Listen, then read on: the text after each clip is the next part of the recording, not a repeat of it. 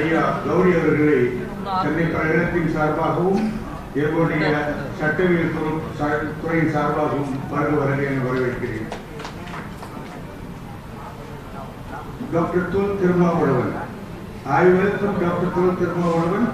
He is a good parliamentarian, a good orator. When Chellappan sir, Ramalingam sir and myself visited his office to invite him to this endowment lecture, he stood up and held the hands of Ramalingam sir and Chellappan sir and said, "Sir, you are all elder to me. Why are you taking so much of pain to invite me? I will always come. Whenever you formally inform me, sir." That kind of a gesture and affection so is not a just Walavan, is a Ma Walavan. Not only a Ma Walavan, is a Thirumavalavan. Is a Thul Thirumavalavan. இங்கே குழுவியிருக்கின்ற அனைத்து மக்களும் அவர் ஆற்றப் போகின்ற அந்த உரையை கேட்பதற்காக குழுமி இருக்கக்கூடிய ஒரு மாபெரும் ஏனென்று சொன்னால் பேசுவதிலே வித்தகர் தான் என்ன சொல்ல வேண்டுமோ அதை மக்களுக்கு புரியும்படியாக எளிய நடையிலே சொல்லக்கூடிய தமிழ் கற்ற ஒரு பெரும் தலைவர் அவர். இவரது உரை நான் பல தடவை நேரில் கேட்டிருக்கிறேன். இவருடைய உரை அறிஞர் அண்ணா ஏல் யூனிவர்சிட்டியில் ஆற்றிய உரையை போல மற்றும் விவேகானந்தர் சிகாகோ பல்கலைக்கழகத்தில் ஆற்றிய உரை, ஷேக்ஸ்பியரில் இருக்கக்கூடிய மார்க் ஆண்டோனுடைய உரையும், மார்ட்டின் லூத்தர் கிங்கோடைய உரையான ஐ ஹேவ் எ ட்ரீம் என்று சொல்லப்படுகின்ற அந்த உரைகளுக்கு நிகரான ஒரு உரையை நிகழ்த்தக்கூடிய ஒரு வித்தகர் தான் தொல் திருமாவளவன் என்று சொன்னால் அது மிகையாக. நாகரிக அரசியலின் காவலன் என்று சொன்னாலும் கூட அது அவரை சால சிறந்ததே ஆகும்.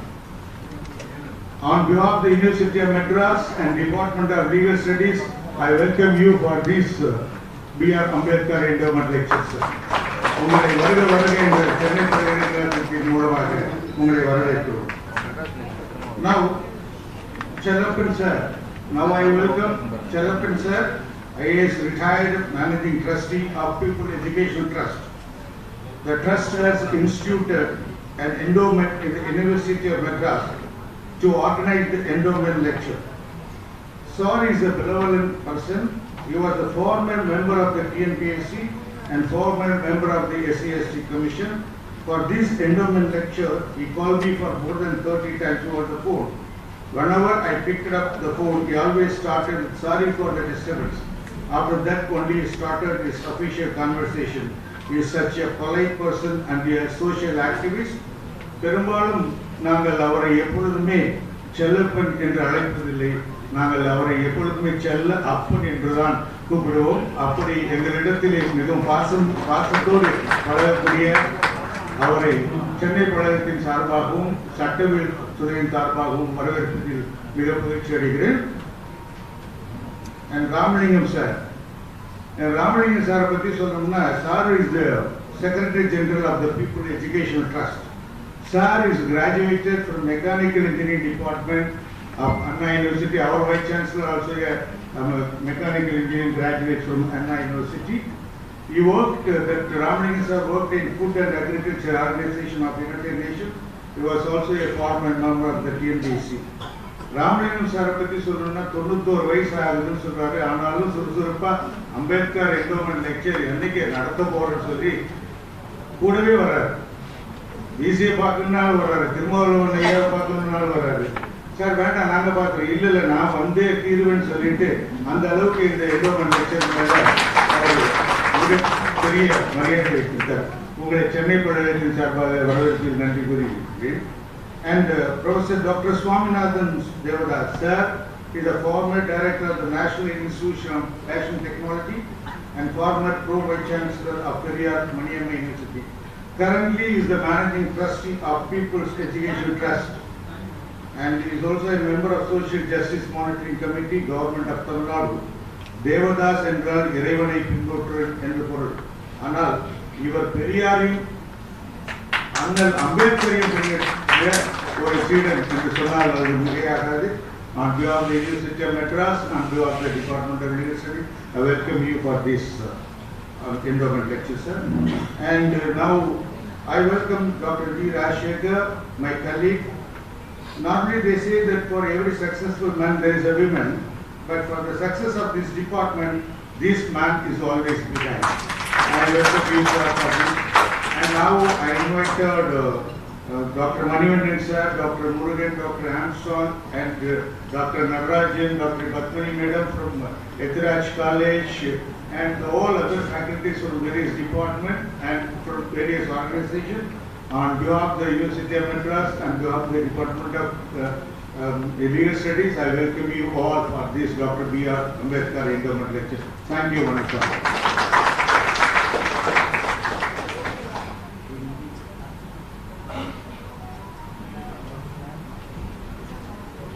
Honoring of the guest, I now request our Honorable Vice Chancellor to present a shawl, memento and a book to our Honorable Chief Guest for today's event.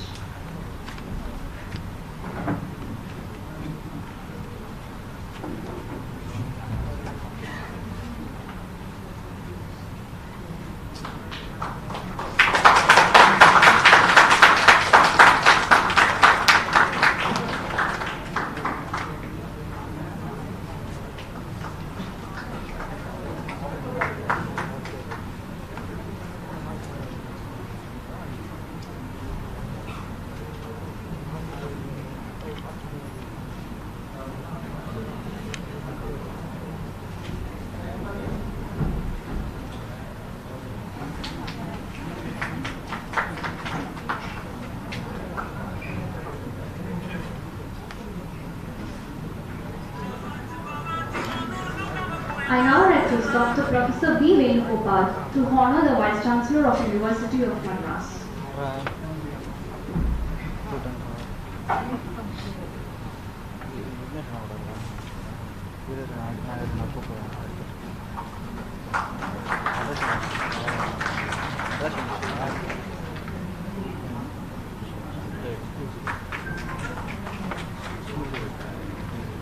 Open.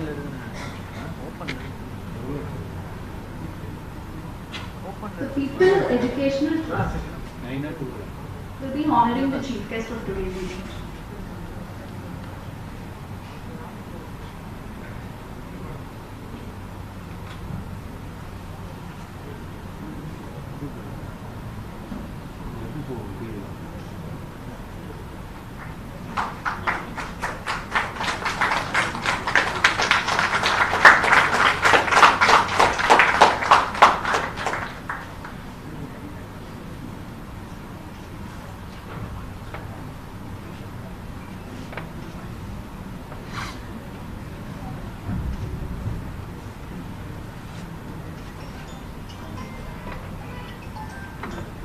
Vice Chancellor will be honored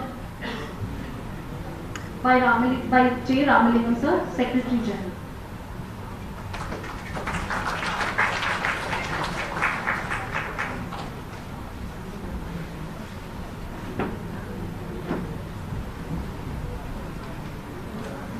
I now invite Professor Dr. Rajsekhar sir to honor Mr. C. Chellappan, IAS retired, with a shawl and a book.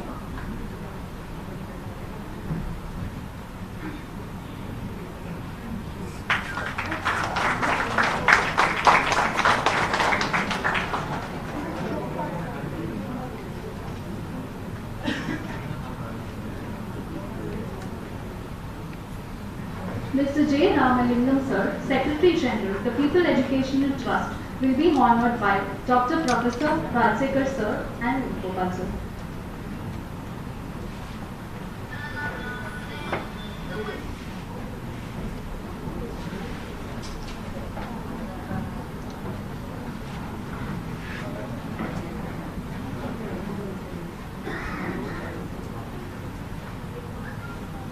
He will also be honoring Dr. Swaminathan Devadas, Member, Social Justice Monitoring Committee, Government of Tamil Nadu.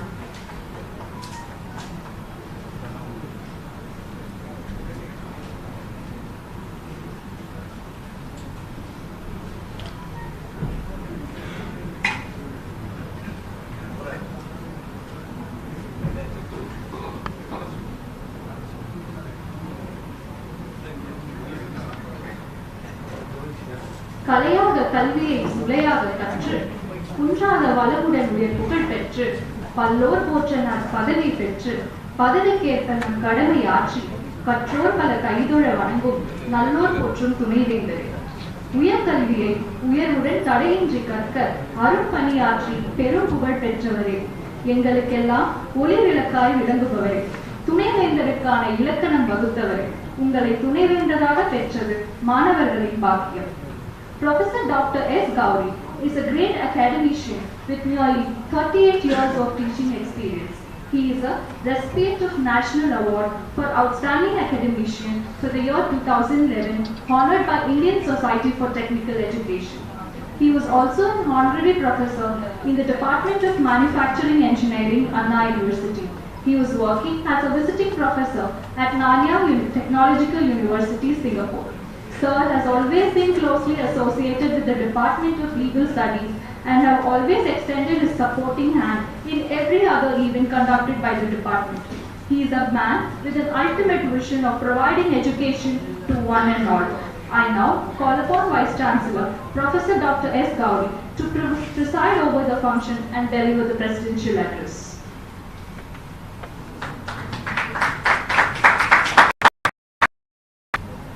I welcome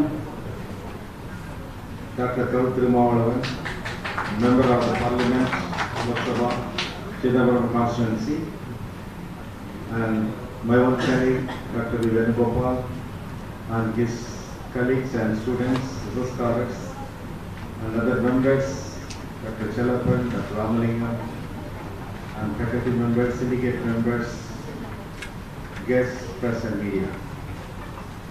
The Department of Legal Studies is one of the pioneer department as well as historically renowned department of the university. And its cap, it has organized many such programs in the past from the very beginning. And recently, the Department of Criminology and the Department of Legal Studies had organized the first time of its kind in the university a book discussion on how the police should be from ruler's side to people's side. A book written by Padma Shri IPS officer, retired officer Dr. Prakash Singh, and that was convened here and with great expectation and with great reception, and it is one of the caps, or I should say the colorful feathers in the cap of legal studies, for which the prime and the key persons are Dr. Sri Venugopal and Dr. M. Srinivasan. Both of them are our own colleagues from the departments as well as syndicate members. In this way, when they approached me, sir, we want to invite some eminent personalities. They gave a list of names. Then I first said, select, ask him, Dr. Thanthi, if he is finding difficult or is busy, then we can go for the next choice. And first choice is the best choice. Like that is come out here. Thank you very much for the idea. And needless to say that Dr. Thanthi is one of the alumni of the university. Nam Palkalekazhathin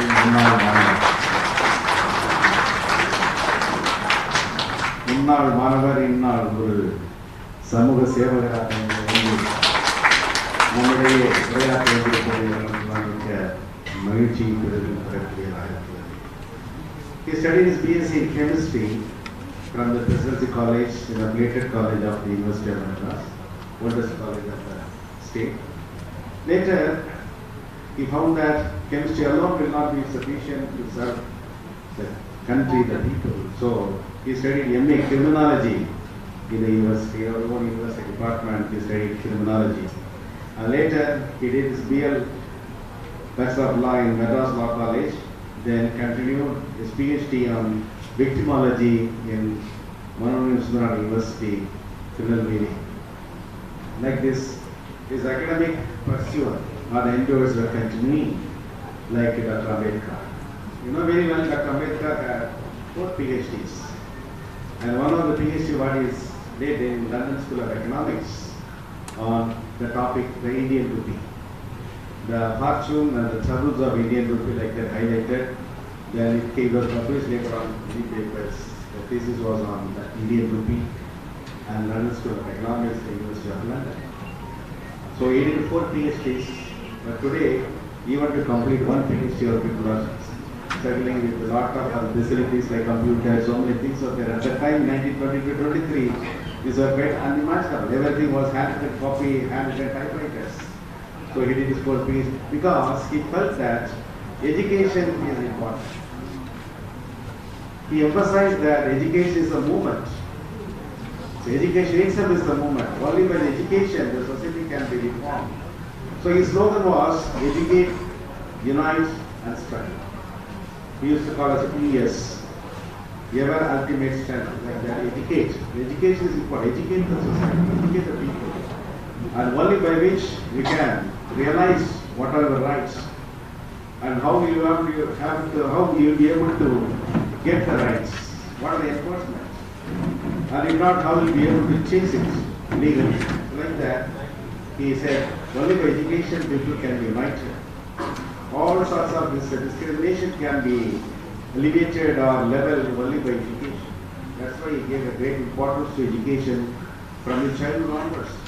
Even the school days, he was a very honest student. Back then on the day when many of came to my room, IAS officer, former principal secretary of higher education, or former syndicate member, I narrated. One day in the school, he was from a very poor family. He was in the school and there was a education inspector came and asked a simple general question. He asked, who is Vasco da Gama? The students were not replying. Then the headmaster was there, the teacher was there. Then some students said, so the teacher did not say it is not the syllabus. At least the common sense of the general aspect, the teacher did not say like that. All the students were complaining with the teacher to try to escape. But Dr. Ambedkar, we were all, as a boy, he stood, sir, the teacher taught us Vasco da Gama, but we forgot it because we didn't study afterwards. But this is the part of us, not the part of the teacher. And for that, the punishment the other fellows gave was, they thrown out all the books and everything and made him to cry. And the teacher came and said, no, your parents can give a new book. Then Jumaraj said, no, my father is a very poor man, we don't have. Then all the boys were helping to with the paste and everything and include that and give the books for studying. Today when one book is lost, we can get download immediately, but we don't study. But that boy from a very poor family, he studied because he is still honest. And he had very good teachers. That's why, you know very well, and he needed to say the name Ambedkar was around his name, the people around, because Ambedkar was the name of the teacher who taught him. And he had a lot of moral values from the teacher. What he indirectly says is that you teachers in the university or the school or the college should be like Ambedkar. You do your duty. You give moral values to the students. The students should have the feeling that just I took the name of my teacher along with my name. The students should also have the feel that this teacher is a committed teacher with a passion and attitude. This is what Dr. Ambedkar is indirectly telling us. And education. And only by education the society can improve. That's why the constitution, when there was a idea how the constitution of the country can be made, then Mahatma Gandhi with his recommendation, Dr. Ambedkar was the leader of the project. He was a group coordinator, just like what you see. It was just like his project. And he wrote the biggest constitution of the country, the biggest one in the country, that is the Indian constitution. You know very well like this. So he reformed. And we want to do that. The society should be rehabilitated from the very beginning. That's why we are here. People like me from a village, Mangalam could study means we got an opportunity like this. That's why we should appreciate, not only appreciate, whatever he said, that should be always thought in our mind as a student or a scholar, as a teacher. We should commit, we should respond, we should be responsible faculty members, teachers, or researchers, whatever we do. That is for the harmony and the peaceful life of the society. That was his motto. The harmony and the peaceful should exist, so the people should live happily without any discrimination. All the lawful things should be given to them. That's the purpose of Dr. Ambedkar. Really, I'm very happy that the Department of the Legal Studies is organizing with the collaboration of Dr. Ambedkar Academy, the People's Educational Trust, on this Dr. Ambedkar Endowment Lecture, this annual lecture event. And I'm very happy that Dr. Thanthi has come over here to speak about this contributions, Dr. Ambedkar's contributions to the society, what we did and what we expect and what we can contribute to the coming generations. That is more important. With this, I wish you all the best. Thank you very much.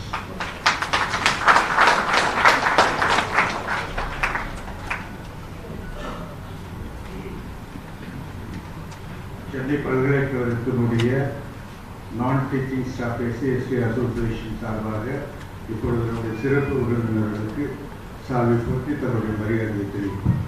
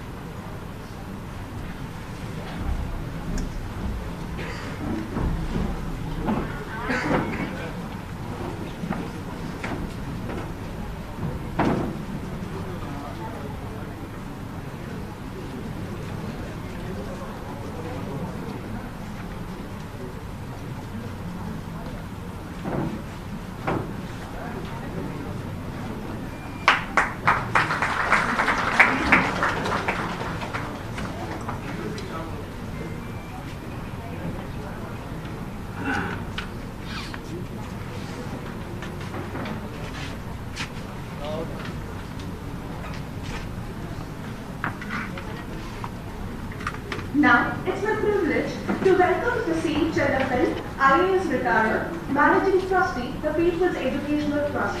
Sir is a former district collector of Salem and member of Tamil Nadu Public Service Commission.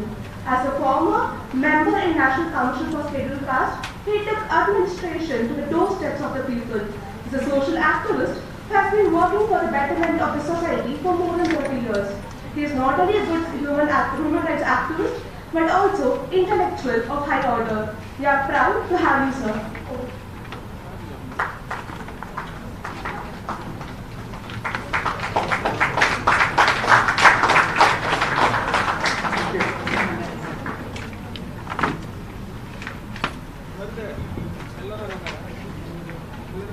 Respected Vice Chancellor of the prestigious University of Madras, Professor Dr. D.S. Gowri, the Honorable Dr. Walavan, Member of Parliament Lok Sabha, Siddhapuram Constituency, and the President of Relations Secretary.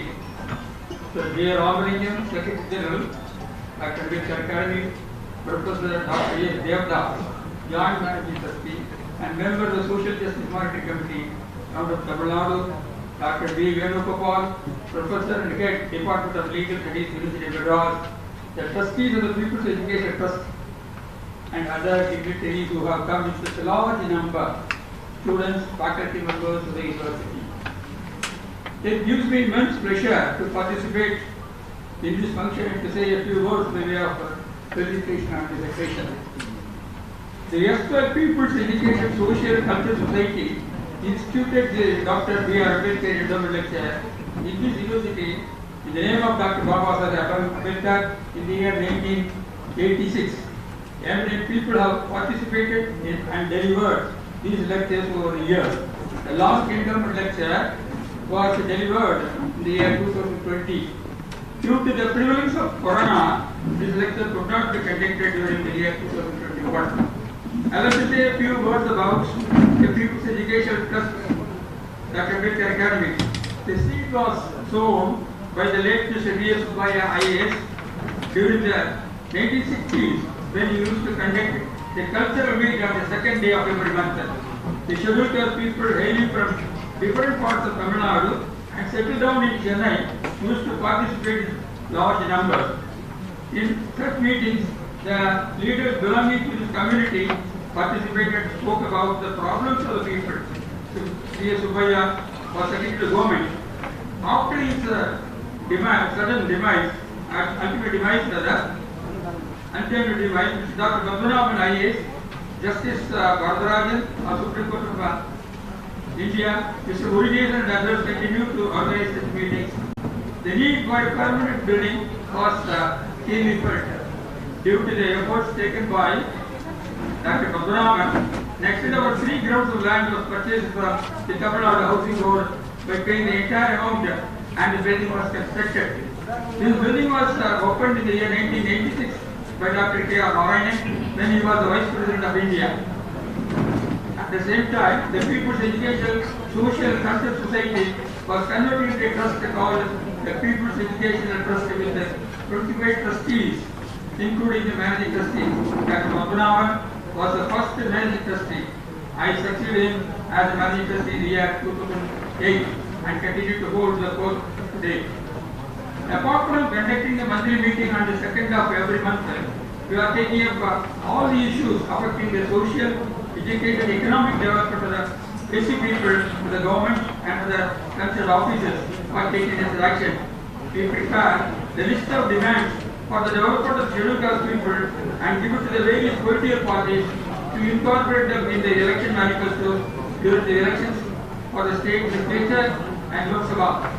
After the elections are over and the new government is formed, we submit to the government the list of demands for the consideration of the government. In the present government assumed charge, we made the Honorable Chief Minister and submitted a memorandum containing as many as 50 demands. I am happy to inform you that orders have been issued on some of our demands. We take up the atrocities cases of the scheduled caste people whenever they appear in the print and the electronic media. We take up all these cases with the concerned authorities such as the district collector and the superintendent of police. We hold seminars in consultation with ThanthiTV and make the people aware of the various programs implemented with ThanthiTV for the economic development of scheduled caste people. In order to encourage the education among the students belonging to the scheduled caste community, we give prize money to those students who are paid the highest marks in the 10th standard and plus 2 examinations and have studied the schools maintained with all the welfare departments. I am happy to inform you that recently we conducted free coaching for the SC/ST candidates who were appearing for the Group 4 services and Group 1 preliminary examination conducted by the Tamil Nadu Public Service Commission. Nearly 40 students who are appearing for the Group 1 preliminary examination have attended the coaching classes conducted for 3 months from August to October. These are all a few instances of the various programs that we have implemented. I am happy that the Honorable MP Dr. Adithanar has been kind enough to accept our request to deliver Dr. B.R. Ambedkar kind of lecture in spite of his busy schedule. Sir, it is an accepted fact that you have risen to such a height that you have become an important person in Tamil Nadu politics. Sir, your speech in the Lok Sabha is being heard with rapt attention by all because you bring to the notice of the government only the important problems affecting not only the scheduled caste people but others also in general. Sir, you have already established good contact in the neighboring states such as Karnataka, Kerala, Telangana, Andhra Pradesh and even in Maharashtra. It is the desire of our people that we should take up the issues with our people, issues which our people are confronting at the nation level. Your views will be given utmost importance. I wish you a long and prosperous political life. I thank the respected Vice Chancellor of the University of Madras for having accepted the request and participating and presiding over this event. Thank you, Purnanda. Thank you very much.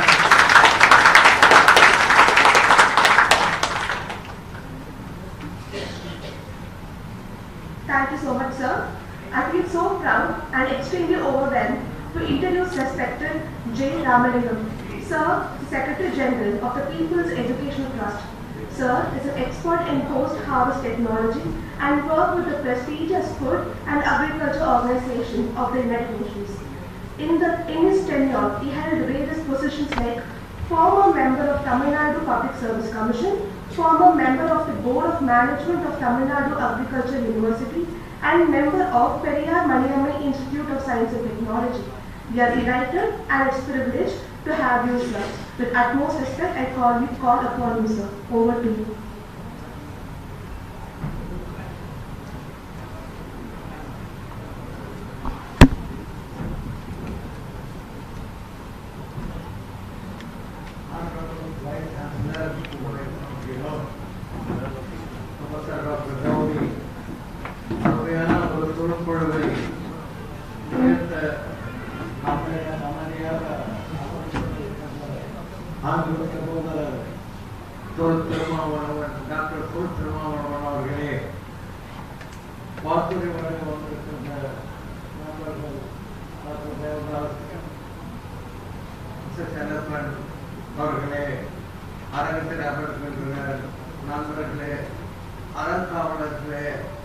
My dear students,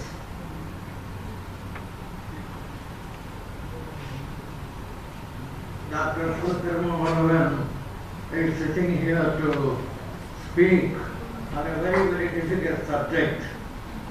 Ambedkar's contribution to social, political and constitutional thought in Indian polity. இந்த தலைப்பில் ஒரு பேசுவது ரொம்ப கஷ்டமானது. ஆனாலும் இவர் நமக்கு பேச போகிற கருத்துக்கள் எல்லாம் எப்படி இருக்குதுன்னு சொன்னால் ஆழ்கடலிலே மூழ்கி அருமையான முத்துக்களை எடுத்து நமக்கு கொடுக்கிற அவர் தெளிவாக பேசக்கூடிய ஒரு திறமை, அழகாக பேசக்கூடிய ஒரு அசல் உள்ளவர். ஸோ அவருடைய பேச்சை கேட்பதற்கு ஒத்துழைப்பு போல நான் காத்து கொண்டிருக்கின்றேன்.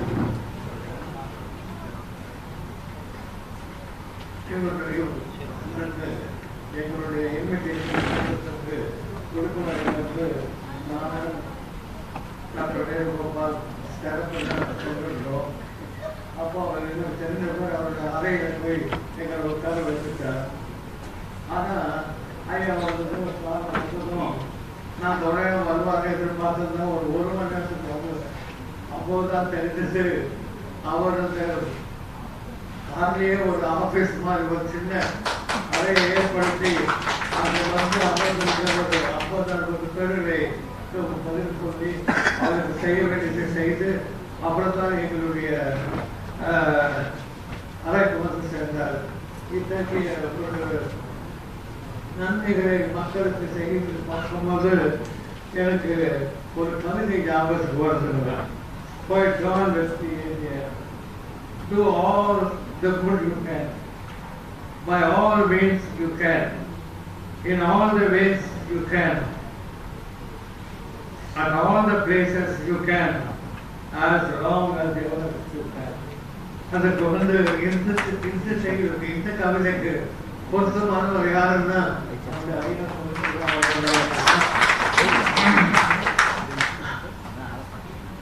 இவர் நான் முன்னாலே பழக்கம் இருந்தாலும் கொஞ்சம் வருஷம் விட்டு போச்சு.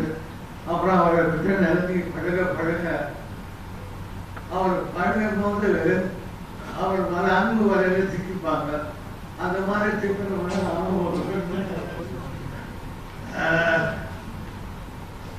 he always praised the fragrance of friendship, love and goodwill wherever he goes. That is the reason he has got so much of loyal friends throughout Tamil Nadu and also in other states. Your unique points are a little different from others because of the cardinal, because he has kindness in his character.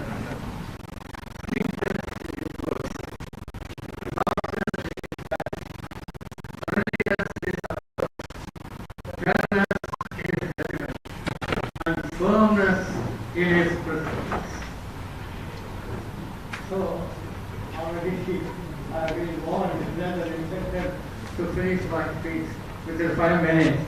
So ladies and gentlemen, I have great pleasure in offering my felicitations to the industry people popular politicians of prominent parliamentarian and a first humanitarian, Dr. Madurai. Thank you very much.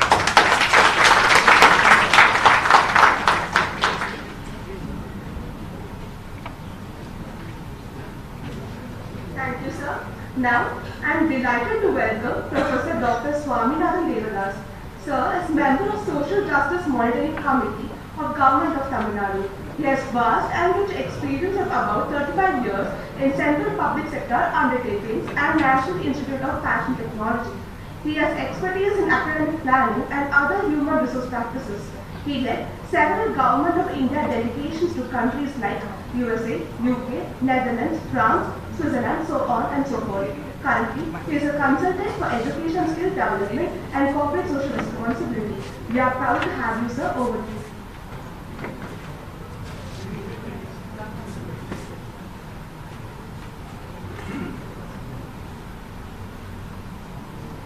Most respected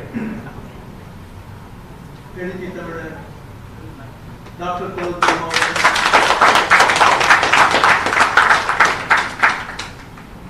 the Supremo of Madurai, the Member of Parliament of Chidambaram Lok Sabha constituency, Honorable Vice Chancellor, who was just now finished his speech and for an attempt assignment is gone out. Hopefully he will be coming back to hear the address of our chief guest. To Shalaban, Managing Director, Managing Trustee of People's Educational Trust. To J. Ramalingam, Director, Beg Secretary General of Dr. Ambedkar Academy, Professor B. Venugopal, Professor and Head of Department of Legal Studies, Government of University of Madras. Dear friends, faculty members, professors, I can see a large number of intellectuals, Dalit intellectuals, Dravidian ideologues, many IAS officers, professors, and beloved friends from media, students. It gives me immense pleasure to share the days of this evening along with Dr.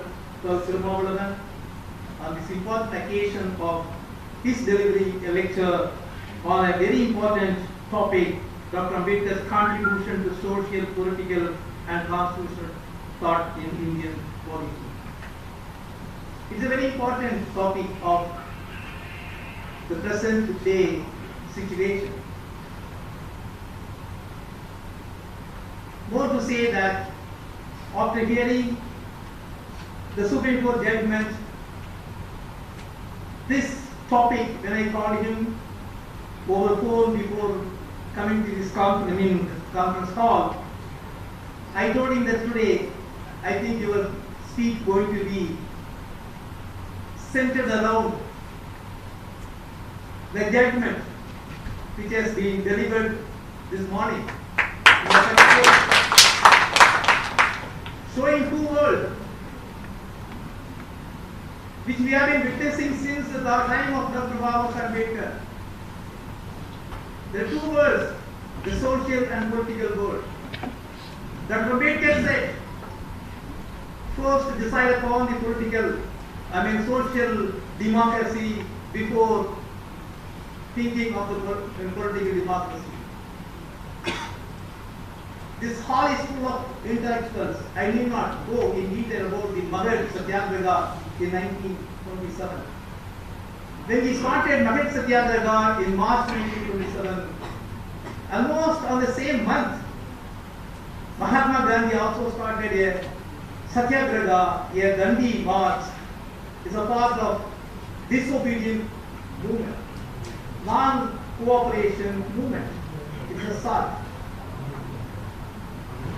The same month, people were talking about only Dandi Yatra, that at the same time on social front, also Ambedkar was conducting a big Satyagraha in Magadha to assert the right of drawing water from a tank, a public tank.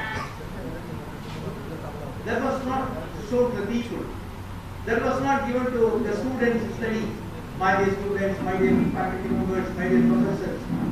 We need to understand these two types of people prevailing in this country. We have studied when Gandhiji was traveling in South Africa in a time. There are many stories about it. When Gandhiji was pushed out from the first class compartment because he is not supposed to travel in the first class compartment because he is from a different race. It was a racial discrimination was told. It was taught to all the students. All the faculty members were teaching all this social discrimination or racial discrimination. But at the same time, we have not taught our children, our students, that when a boy was thrown out of a bullet cart, or knowing that yes, he is. There are two kinds of world we have been traveling, we have been witnessing. When Dr. Ambedkar burned the Manusmriti on 25th December 1927, it was a fire, he put a fire on Manusmriti. He demonstrated the word that this is the Manusmriti by which the country is being conducted. This is the law of the land. Still it is continuing. That is what we have seen in the judgment of Supreme Court this morning. Manusmriti, Baba Ambedkar burned the Manusmriti. It is here is the reader. No. Use the same weapon. Agitate. Agitate. That is what yesterday we have seen. Dr. Vளவன. We have seen educating people. That is what Baba Ambedkar said to the intellectual, educated masses. Educate, agitate, organize. I am very happy that you are taking the baton. Dr.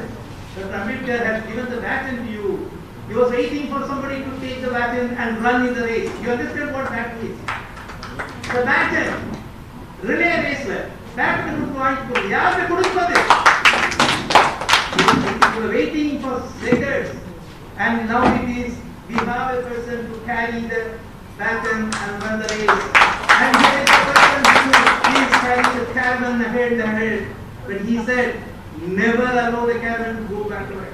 But here is a person who is taking the caravan ahead and ahead. We are very happy, we are extremely happy for you to have invited for this important lecture. Sir, our managing trustee has hinted something.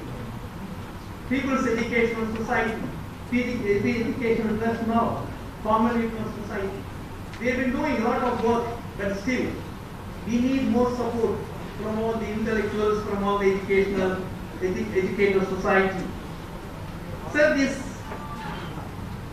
university, I wanted to talk in the presence of the Vice Chancellor. In fact, I hinted that also when I was associated with this university as a member of the Senate. I raised one important point that this university has many departments. There is a department of tribal studies. There is a department of Jainism. There is a department of Vaishnavism. But there is no department for Buddhism. The Buddhism is the religion which has rooted in this country, this is the original religion of this soil, this country. But this university, which is one of the oldest universities in this country, perhaps the third university which was established during this period, we don't have a department of Buddhism. We have a department, we have other departments. When I asked, he said, no, we need more donations. For Buddhism, we need donations. In the previous Vice Chancellor here, Mr. Anban is here. There are people like Professor Jayapalan and Professor Arangamaliha. We had a long meeting here. We approached the Vice Chancellor. He said we need minimum 10 crore to start a department. I don't know what is the quantum of fund required. Sir, I make an appeal to you, kindly take up this matter, because fund is the one commodity which is plentifully available in the world. It is not a scarce commodity, it is the only commodity which is available plentifully in the world. I think we make use of that. We have a scheme called Special Component Plan. Special Component Plan. I think about 16,000 crores have been allotted. You don't know what happened to those funds. It was allotted, it was spent, the accounts was closed. But the people continue to remain the same place where they were. I think I take this opportunity to appeal you to take up this matter with government at least and this university to start the Buddhism, Department of Buddhism. I take this opportunity to thank you all for this opportunity. Thank you.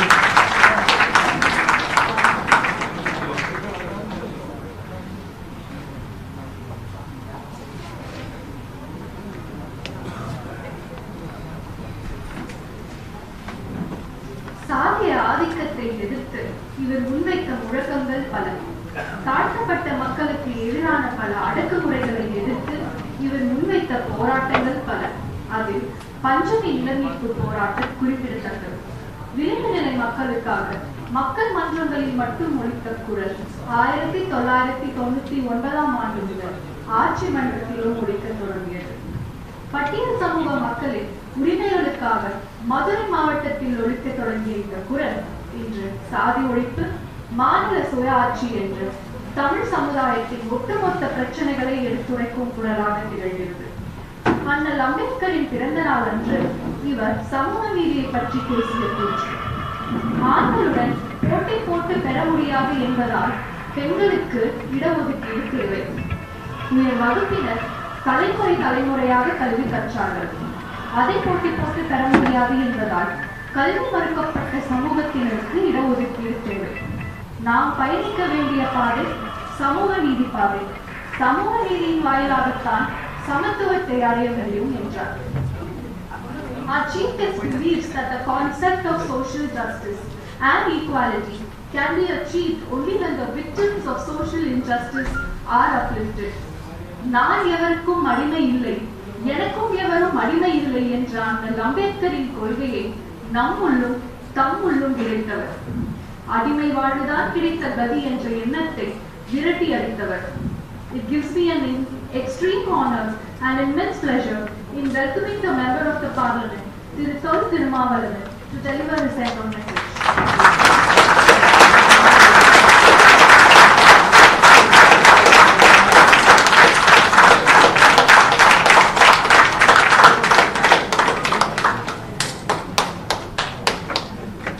அன்பார்ந்த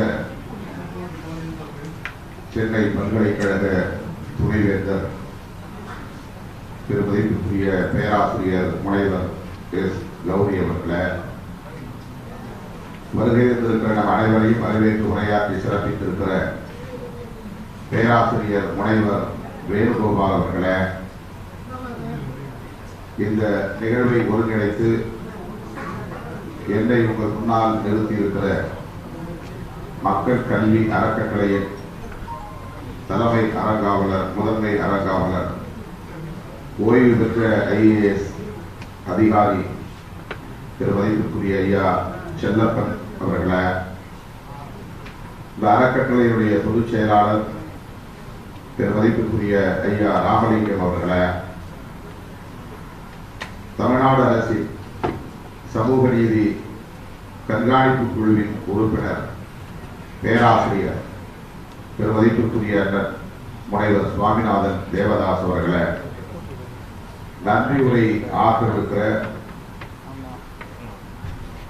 பெருமதிப்புக்குரிய பேராசிரியர் முனைவர் G Rajasekar அவர்களே, மற்றும் இந்த நிகழ்வில் பங்கேற்று இதனை சிறப்பித்துக் கொண்டிருக்கிற பேராசிரியர் பெருமக்களே, ஓய்வு பெற்ற முன்னாள் IAS அதிகாரிகளே, மாணவ செல்வங்களே, உங்கள் அனைவருக்கும் என்னுடைய கனிவார்ந்த வணக்கத்தை தெரிவித்துக் கொள்கிறேன். அம்பேத்கர் அகாடமி மற்றும் பீப்புள்ஸ் எஜுகேஷனல் ட்ரஸ்ட் ஆகிய அமைப்புகள் சென்னை பல்கலைக்கழகத்தில் சட்ட கல்வி துறையின் சார்பில் அவர்களோடு இணைந்து இந்த அறக்கட்டளை சொற்பொழிவை ஒருங்கிணைத்திருக்கிறது. இதில் உரையாற்றக்கூடிய ஒரு அரிய வாய்ப்பை எனக்கு வழங்கியமைக்காக முதலில் என்னுடைய நெஞ்சார்ந்த நன்றியை காணிக்கையாக்குகிறேன். நான் இப்படித்தான் உடுத்தி வர வேண்டும் என்று நம்முடைய அறக்கட்டளையை சார்ந்த அரங்காவலர்கள் எனக்கு கட்டளையிட்டார்கள். அதனால் நான் இப்படி ஒரு முன்னாள் நின்று கொண்டிருக்கிறேன். நான் இந்த பல்கலைக்கழகத்தின் மாணவர், முன்னாள் மாணவர். அப்படி சொல்லிக் கொள்வதை நான் தெரிவித்துக் கொள்கிறேன், மகிழ்ச்சி அடைகிறேன். குற்றவியல் துறையிலே பயின்றேன். சரியான வழிகாட்டுதல் இருந்திருந்தால் நான் உங்களை போல் பல்கலைக்கழகத்தில் பணியாற்றக்கூடிய ஒரு பேராசிரியராக கூட வாய்ப்பை பெற்றிருக்கக்கூடும். எனக்கு அப்போது வழிகாட்டுதல் இல்லை. தெரிந்த துறைகளில் தெரிந்த வழிகளில் பயணித்தேன். இப்போது இப்படி வந்து நிற்கிறேன். BSc கெமிஸ்ட்ரி படித்துவிட்டு MA கிரிமினாலஜி படித்தேன். ரெண்டுக்கும் தொடர்பே கிடையாது. MA கிரிமினாலஜி முடித்த பிறகு சட்டம் படிக்க போனேன். ஒரு வழக்கறிஞராக வேண்டும் என்றெல்லாம் ஆசை இல்லை. ஏதோ படிக்கிற வாய்ப்பு கிடைத்தது, படித்தேன். பிறகு வழக்கறிஞர் ஆக வேண்டும் என்று எண்ணிக்கொண்டிருந்த வேளையில் எனக்கு அரசு துறையிலே, தடை அறிவியல் துறையிலே பணியாற்றக்கூடிய ஒரு வாய்ப்பு கிடைத்தது. அப்போதும் நான் அரசு பணியில் இருக்க வேண்டும் என்ற ஆர்வத்தோடு போகவில்லை. ஏதோ அழைத்தார்கள், வாய்ப்பு கிடைத்தது, போய் சேர்ந்தேன். ஆனாலும் வழக்கறிஞராக பணியாற்ற வேண்டும் என்ற ஆசை எனக்குள் இருந்து கொண்டே இருந்தது.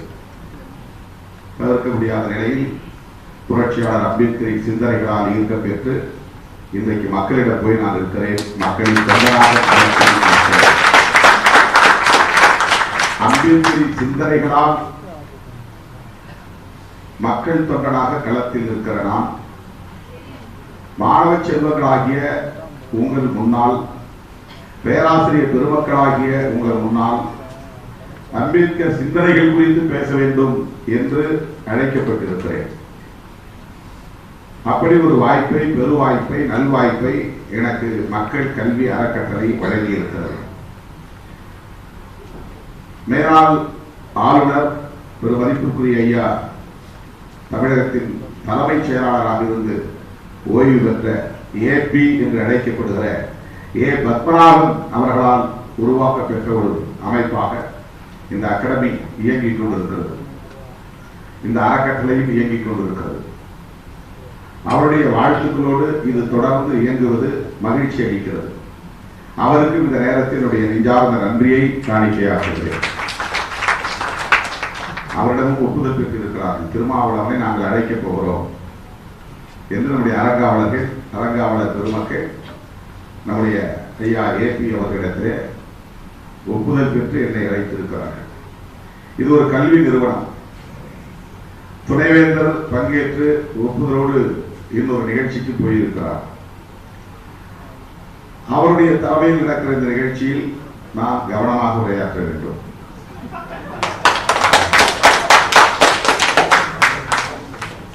I will be very cautious on my subject. நான் எந்த காரணத்துக்கு முன்னிட்டு நான் கான்ட்ரோவர்சியில் பேசிடக்கூடாது.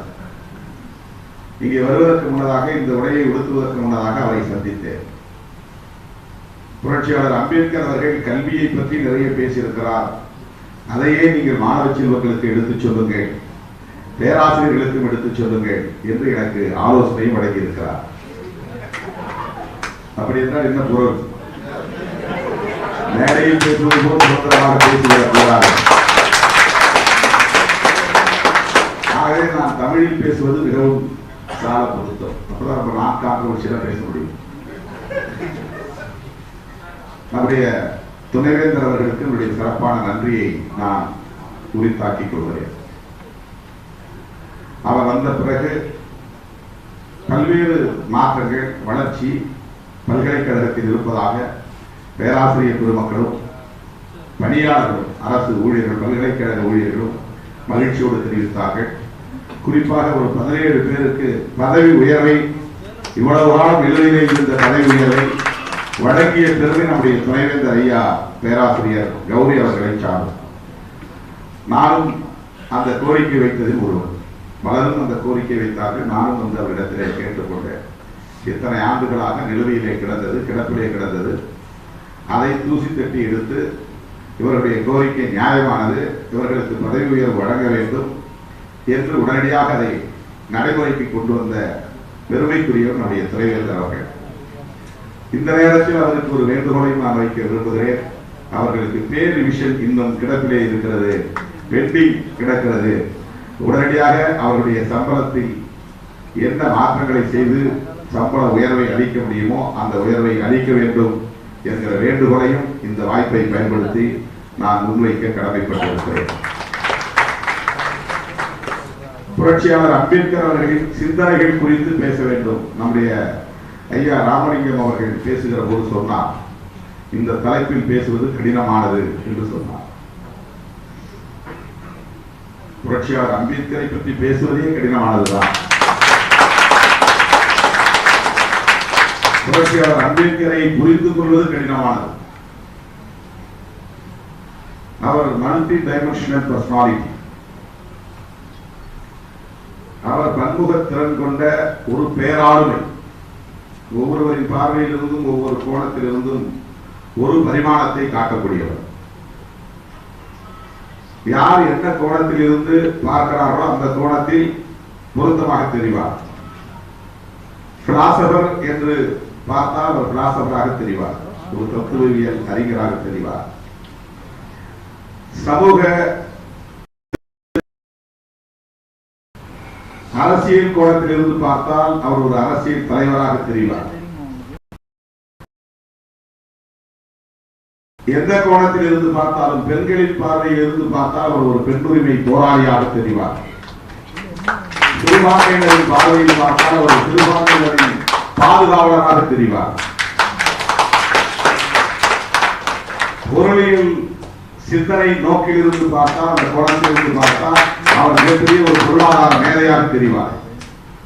நோபல் பரிசு பெற்ற அமர்த்தியா சென் அவர்களே சொன்னார், எனக்கு கிடைத்த இந்த நோபல் பரிசை நான் டாக்டர் அம்பேத்கருக்கு சமர்ப்பிக்கிறேன், அவர்தான் என்னுடைய ஆசான் என்று சொன்னார். சாதியவாதிகளின் பார்வையில் பார்த்தால் அவர் சாதியவாதியாக தெரிவார்.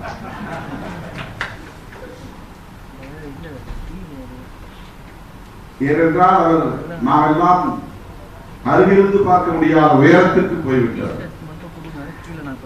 தொட முடியாத தூரத்திற்கு போகிறவர்கள் தொட முடியாத உயரத்திற்கு போகிற எதுவாக இருந்தாலும், எங்கிருந்து பார்த்தாலும், யார் பார்த்தாலும் அவர்களுக்கு நெருக்கமாக இருப்பது போல் தோன்றும்.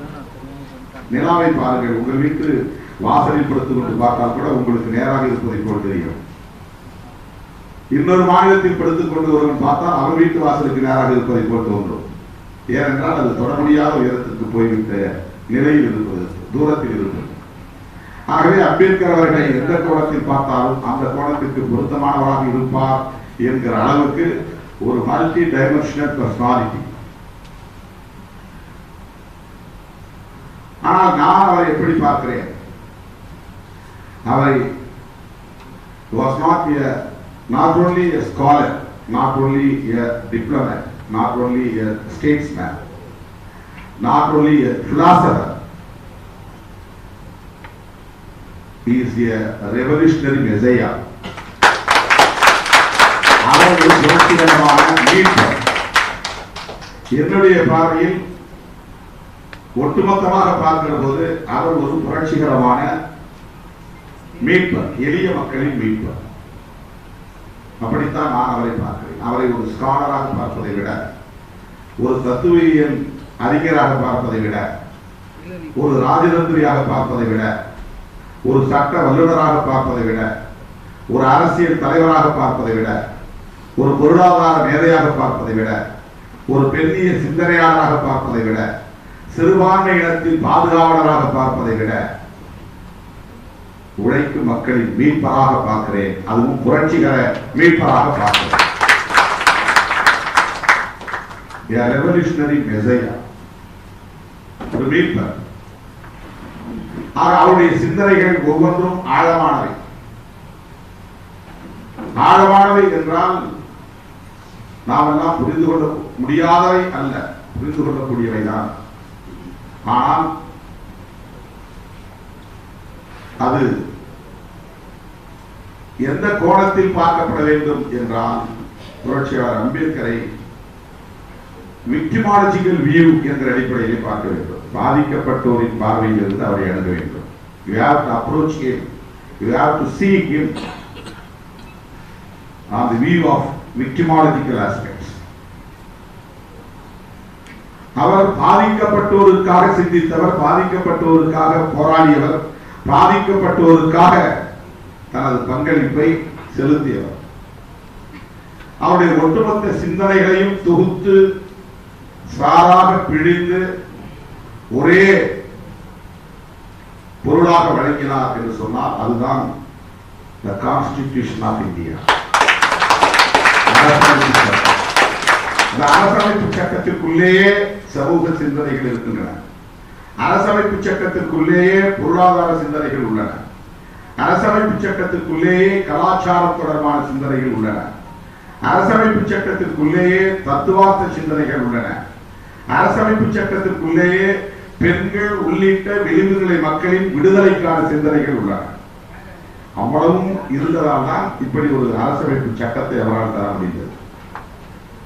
நான் அடிக்கடி சொல்லுவேன், அதை நாம் சட்டம் என்று சொல்லுகிறோம், ஆனால் அதில் சட்டம் என்ற ஒரு வார்த்தையே இல்லை. சட்டம் என்பதற்கு நாம் 3 சொற்களை பயன்பாட்டில் வைத்திருக்கிறோம். CODE code, procedure code, criminal procedure code.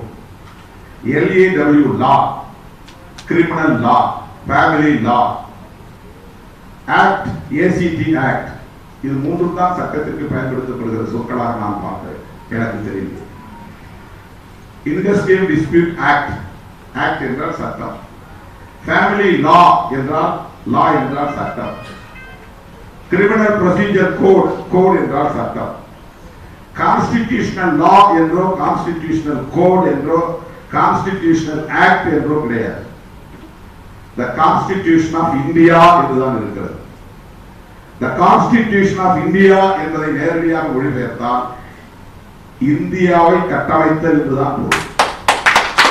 இந்தியாவை கட்டமைத்தல் என்றுதான் பொருள். நாம் இந்திய கட்டமைப்பு என்றதை சொல்லுவதில்லை. அதை நாம் அரசமைப்பு சட்டம் என்று சொல்கிறோம். வெறும் அரசமைப்பு மட்டுமல்ல. இந்த சட்டம் வெறும் அரசை அமைப்பது குறித்து மட்டும் பேசவில்லை. சமூக அமைப்பையும் பேசுகிறது, பொருளாதார அமைப்பையும் பேசுகிறது, ஜனநாயக முறை அந்த அமைப்பையும் பேசுகிறது. ஆகவே ஒட்டுமொத்தமாக ஒரு புதிய இந்தியாவை கட்டமைப்பதற்கான மேனிஃபெஸ்டோ.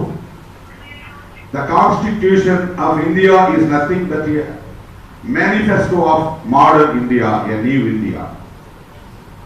ஒரு புதிய இந்தியாவை கட்டமைப்பதற்கான ஒரு கொள்கை அறிக்கை தான் கான்ஸ்டிடியூஷன் ஆஃப் இந்தியா. பிரியாம்பிள் என்ற முகப்புரையிலே அதில் சொல்லப்படுகிறது. அம்பேத்கரின் சிந்தனைகள் என்ன என்று கேட்டால் தனித்தனியே social thoughts, sociological thoughts, economic thoughts, political thoughts என்றெல்லாம் தனித்தனியே நாம் பார்க்க வேண்டியதில்லை. அவருடைய ஒட்டுமொத்த சிந்தனைகளின் சாறுதான் இந்திய அரசமைப்பு சட்டத்தின் முகப்புரையில் இருப்பது. The preamble of the Constitution. அது என்ன சொல்லுகிறது? இந்திய குடிமக்களாகிய நாங்கள் அனைவரும் ஒன்று சேர்ந்து ஒரு அரசை கட்டமைக்க முடிவெடுத்திருக்கிறோம்.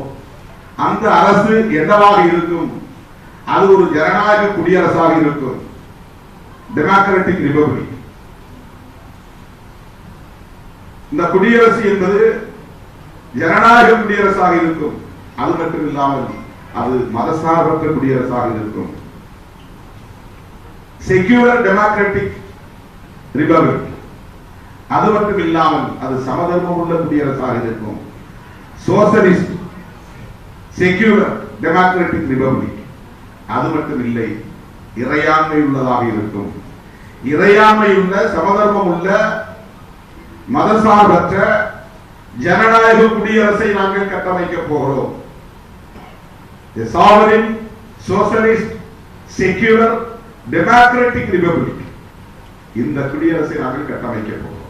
எதற்காக? இங்குள்ள ஒவ்வொரு குடிமகனுக்கும் நீதியை கிடைக்க செய்வதற்காக. 4 முக்கியமான சொற்களில் ஒட்டுமொத்தமான அவரது சிந்தனைகள் அடங்கிவிட்டன. 4 முக்கியமான சொற்களில் புதிய இந்தியாவுக்கான கட்டமைப்பு அடித்தளம் அமைக்கப்படுகிறது. அந்த 4 தான் புதிய இந்தியாவுக்கான 4 தூண்கள். Justice, liberty, equality and fraternity. இதற்குள்ளே ஒட்டுமொத்தமாக புரட்சியாளர் அம்பேத்கரின் சிந்தனைகள் அடங்கிவிட்டன. இதை நாம் எத்தனை பக்கங்களுக்கு வேண்டுமானாலும் விரித்து எழுத முடியும். ஒவ்வொன்றுக்கும் ஒவ்வொரு பெரிய வால்யூம் எழுத முடியும். அந்த அளவுக்கான அடிப்படை கூறுகளை கொண்டது justice, liberty, equality and fraternity. இதுக்குள்ள அடங்கிவிட்டு நான் புதிய இந்தியாவை கட்டமைக்க போறோம். அப்படின்னா என்ன பொருள்? பழைய இந்தியா இந்த 4ஐயும் கொண்டிருக்கவில்லை என்று பொருள். ஏற்கனவே established India is there. You have a country, namely India, but this is not for democracy. அது ஜனநாயகத்திற்கான இந்தியா அல்ல. Ancient India is not for equality, சமத்துவத்திற்கான இந்தியா அல்ல. The existing India is not for liberty, சுதந்திரத்திற்கான India அல்ல. The present India is not for justice, நீதிக்கான India இல்லை. But for what? எதற்கான India? The ancient India, or old India, or the existing India, or the present India is for Sanatan. அதெல்லாம் அவர் விரிவாக சொல்லவில்லை, ஆனால் அதுதான் போதும். Sanatan India is not allowing any citizen to enjoy the justice, liberty, equality and fraternity. அதை அடைய முடியாது, நுகர முடியாது. ஒவ்வொரு தனிநபரும் வேறு வேறானவர்கள் தான். ஒவ்வொரு மனிதனுக்கு இடையிலும் ஒரு தடுப்பு சுவர் இருக்கிறது. இங்கே ஒரு சமுதாயமே இல்லை, ஒரு கம்யூன் இல்லை. கம்யூன் இருந்தால்தான் கம்யூனிட்டி என்பது உருவாக்க முடியும். சமுதாயம் உருவாகவில்லை. தனித்தனி மனிதர்களாக சிதறி கிடக்கிறார்கள். சாதியின் பெயரால் கூட ஒரு சமுதாயம் உருவாகவில்லை. Even in the name of caste there is no a commune. ஒரு சமுதாயம் சாதி அடிப்படையில் கூட ஒரு சமுதாயம் உருவாகவில்லை. அதற்குள் 1000க்கு மேற்பட்ட பிரிவுகள் இருக்கின்றன, பாகுபாடுகள் இருக்கின்றன. Totally it based on, established by the discrimination and victimization. Sanatan India based on discrimination and victimization. பாகுபாடுகளும் பாதிப்புகளும் நிறைந்த ஒரு சமூக கட்டமைப்பு தான் சனாதன கட்டமைப்பு. பாலினத்தின் பெயரால் gender based discrimination, caste based discrimination, communal based discrimination,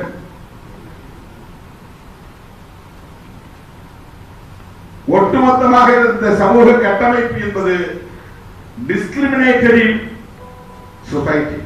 இது சொசைட்டி சொல்ல முடியாது. இது ஒரு சொசைட்டி அல்ல, இது ஒரு சமூகமே இல்லை. ஒரு சமூகமே இல்லை என்கிற போது ஒரு தேசம் உருவாக்க முடியாது. ஆகவேதான் புதிதாக ஒரு தேசத்தை நாங்கள் உருவாக்க போகிறோம். அதுதான் அந்த பிரியாமல் சொல்கிறது. அதுதான் அம்பேத்கரின் சிந்தனை. அவருடைய சிந்தனைகளை ஒரு வரியில் சொன்னால் சமத்துவ சிந்தனைகள் என்று சொல்லலாம். அது தனித்தனியா சொல்லுவதை விட சமத்துவ சிந்தனைகள். சமத்துவம் என்பது டிஸ்கிரிமினேஷனுக்கு எதிரானது. சமத்துவத்தை அடைவதற்கு வயா மீடியா தேவைப்படுகிறது, ஒரு மீடியம் தேவைப்படுகிறது. That is nothing but social justice. சமூக நீதி தான் அதற்கான வழிமுறை. சமூக நீதி இருந்தால்தான் சமத்துவத்தை அடைய முடியும். இதற்கு எல்லாத்துக்கும் அடிப்படையான ஒரு கோட்பாடு தேவைப்படுகிறது. அந்த கோட்பாடு தான் டெமோக்ரசி, ஜனநாயகம். ஜனநாயகம் என்பதை வெறும் பெரும்பான்மை அடிப்படையில் மட்டுமே புரிந்து கொள்ளக்கூடாது. ஜனநாயகம் என்பது சுதந்திரத்தை குறிக்கிறது. ஜனநாயகம் என்பது சகோதரத்துவத்தை குறிக்கிறது. ஜனநாயகம் என்பது சமத்துவத்தை குறிக்கிறது. ஜனநாயகம் என்பது பன்மைத்துவத்தை குறிக்கிறது. ஜனநாயகம் என்பது கருத்துரிமையை குறிக்கிறது. ஜனநாயகம் என்பது பிறரை மதிக்கிற பாங்கை குறிக்கிறது. பிறரை மதிக்கிற பாங்கை குறிக்கிறது. ஆகவே ஜனநாயகம் என்பது வெறும் மெஜாரிட்டேரியனிசம் மட்டுமல்ல, பெரும்பான்மைவாதம் மட்டுமல்ல. ஜனநாயகம் 100 பேர் வாக்களிக்கிறார்கள், 51 வாக்குகளை பெற்றவன் வெற்றி பெற்று விடுகிறான் என்று சொல்லுகிற அது மட்டுமே ஜனநாயகம் அல்ல. பன்மைத்துவம் என்பதும் ஜனநாயகம் தான். புளூரலிசம். எத்தனை மதங்களும் இங்கே இருக்கலாம், எத்தனை மொழிகளும் இங்கே இருக்கலாம், எத்தனை கடவுள்களையும் ஏற்றுக்கொள்ளலாம் அல்லது புறந்தள்ளலாம், மதம் மாறலாம். இவையெல்லாம் ஜனநாயகத்தின் கூறுகள். விரும்பிய கடவுளை ஏற்றுக்கொள்ளலாம், விரும்பிய வழிபாட்டு தலத்திற்கு செல்லலாம், விரும்பிய உணவை உண்ணலாம், விரும்பிய குளத்தில் குளிக்கலாம், விரும்பிய உடையை உடுத்தலாம். இந்த லிபர்ட்டி, இதுதான் ஜனநாயகத்தின் அடிப்படை கூறு, பேசிக் ஃபேக்டர் ஆஃப் டெமோக்ரசி. ஆனால் நீ இப்படித்தான் உடை உடுத்த வேண்டும், இதைத்தான் உண்ண வேண்டும், இங்கேதான் நீ குடியிருக்க வேண்டும், இந்த இடத்தில் நடக்கக்கூடாது, இங்கே செருப்பணியக்கூடாது, சைக்கிளில் போகக்கூடாது, குளத்தில் இறங்கக்கூடாது, இவையெல்லாம் சுதந்திரத்திற்கு எதிரானது. அதுதான் சனாதனம். சனாதனத்திற்கு எதிரான நேரடியான ஒரு கருத்து தான் ஜனநாயகம் என்பது. ஜனநாயகத்தின் அடிப்படையாக, ஜனநாயகத்தை அடிப்படையாக கொண்டு உருவான கோட்பாடு தான் சமூக நீதி கோட்பாடு. புரட்சியாளர் அம்பேத்கர் அவர்கள் அரசமைப்பு சட்டத்திலேயே ஜஸ்டிஸ் என்ற சொல்லை கையாளுகிற இடத்திலேயே அவர் பொலிட்டிக்கல் ஜஸ்டிஸ் என்பதையும் சொல்லுகிறார், எக்கனாமிக் ஜஸ்டிஸ் என்பதையும் சொல்லுகிறார். Social justice, economic justice, political justice. ஆனால் சோசியல் ஜஸ்டிஸ் என்பதற்கு தான் அவர் பிரையாரிட்டி கொடுக்கிறார், முன்னுரிமை தருகிறார். ஏனென்றால் சமூக அமைப்பில் இருந்துதான் ஒரு தேசத்தை அமைக்க முடியும். சமூகம் என்பது குடும்பத்திலிருந்து தொடங்குகிறது. குடும்ப அமைப்பு முறையில் ஜனநாயகம் பரவ வேண்டும். அங்கே ஜனநாயகம் பரவ வேண்டுமானால் சமூக நீதி தழைக்க வேண்டும். சோசியல் ரிஃபார்ம்ஸ், சமூக சீர்திருத்தம், சமூக புரட்சி அல்ல. ரெவல்யூஷன் வேற, ரிஃபார்ம் வேற. ரெவல்யூஷன் என்பது ஒரு பரிணாம வளர்ச்சியின் முதிர்ச்சியில் உருவாகும். படிப்படியான பரிணாம வளர்ச்சியில் வளர்ச்சி போக்கில் உருவாகக்கூடிய ஒரு முதுநிலை, ஒரு மெச்சூர் ஸ்டேஜ் ரெவல்யூஷன் என்பது. அது அடியோடு புரட்டுகிற ஒரு செயல். ரிஃபார்ம்ஸ் என்பது அடித்தளம் அப்படியே இருந்தாலும் சில மாற்றங்களை செய்வது. ஆகவேதான் புரட்சியாளர் அம்பேத்கர் அவர்கள் சமூக நீதிக்கு பிரையாரிட்டைஸ் செய்கிறார், முக்கியத்துவம் தருகிறார், முன்னுரிமை தருகிறார். சமூக நீதியின் ஊடாகத்தான் political justice and economic justice என்பதை சாதிக்க முடியும் என்று நம்புகிறார். இதுதான் அம்பேத்கருடைய சிந்தனைகள். அம்பேத்கருடைய சிந்தனைகள் தான் சமூக நீதியின் மூலமாகத்தான் அரசியல் மற்றும் பொருளாதார நீதியை வென்றெடுக்க முடியும் என்று நம்புகிறார். அதற்கு அவர் பார்லிமெண்டரி டெமோக்ரசி என்பதை ஒரு உத்தியாக கையாளுகிறார். இது ஒரு ஸ்டேட். பார்லிமெண்டரி டெமோக்ரசி என்பது ஒரு ஸ்டேட்டரி. ஆயுதம் ஏந்தி புரட்சி செய்ய வேண்டும் என்று இல்லை. பாராளுமன்ற ஜனநாயகத்தின் மூலமாக சமூக நீதியை நிலைநாட்ட முடியும். அதன் மூலம் சமூக மாற்றங்களை ஏற்படுத்த முடியும். அதற்கான அடிப்படையை அரசியலமைப்பு சட்டத்தில் நிறுவுகிறார் புரட்சியாளர் அம்பேத்கர் அவர்கள்.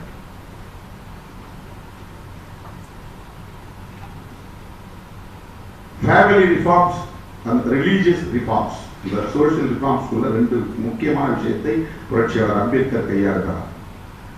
அதுல ரொம்ப முக்கியமானது பாலியல் விவாகத்தை தடை செய்கிறார். மனு தர்மத்தின்படி பாலியல் விவாகம் சரி, அரசமைப்பு சட்டத்தின்படி பாலியல் விவாகம் குற்றம். மனு தர்மத்தின்படி தீண்டாமை சரி, வர்ண பாகுபாடுகள் சரி, அரசமைப்பு சட்டத்தின்படி தீண்டாமை குற்றம்.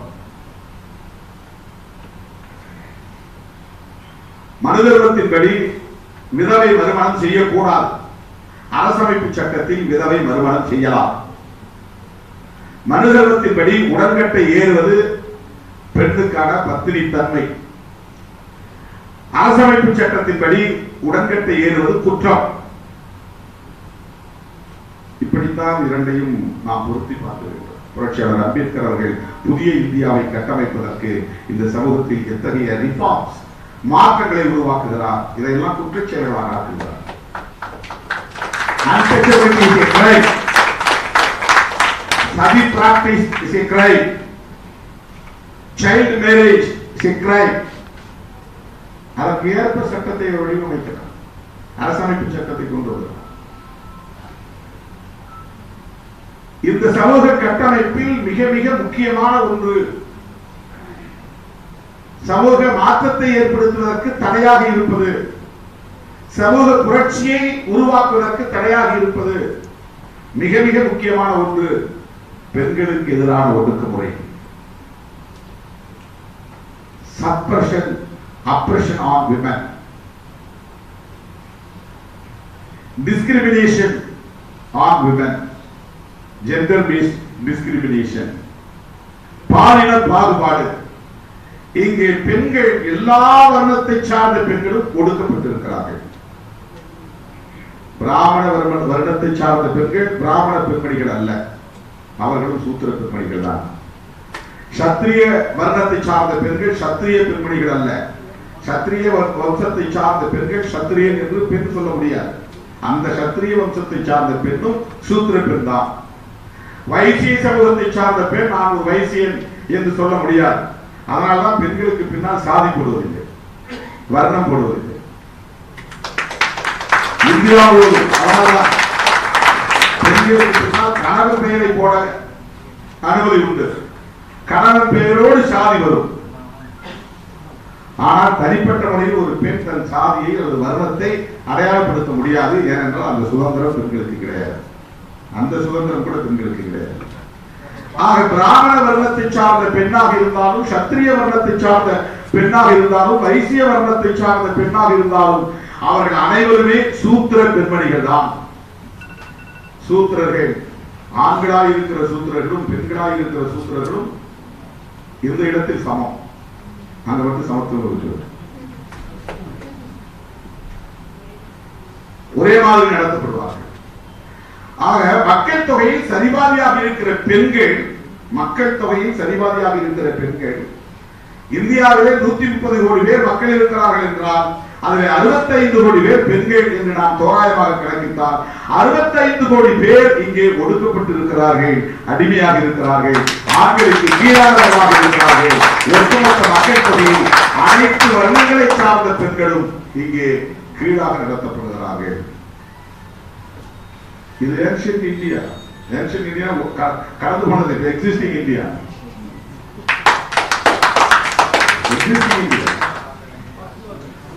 ஏன்னா இங்க 2 ரூல் நடக்குது, 2 கான்ஸ்டிடியூஷன் இயங்கிக் கொண்டிருக்கிறது நம்ம சமூகத்துல.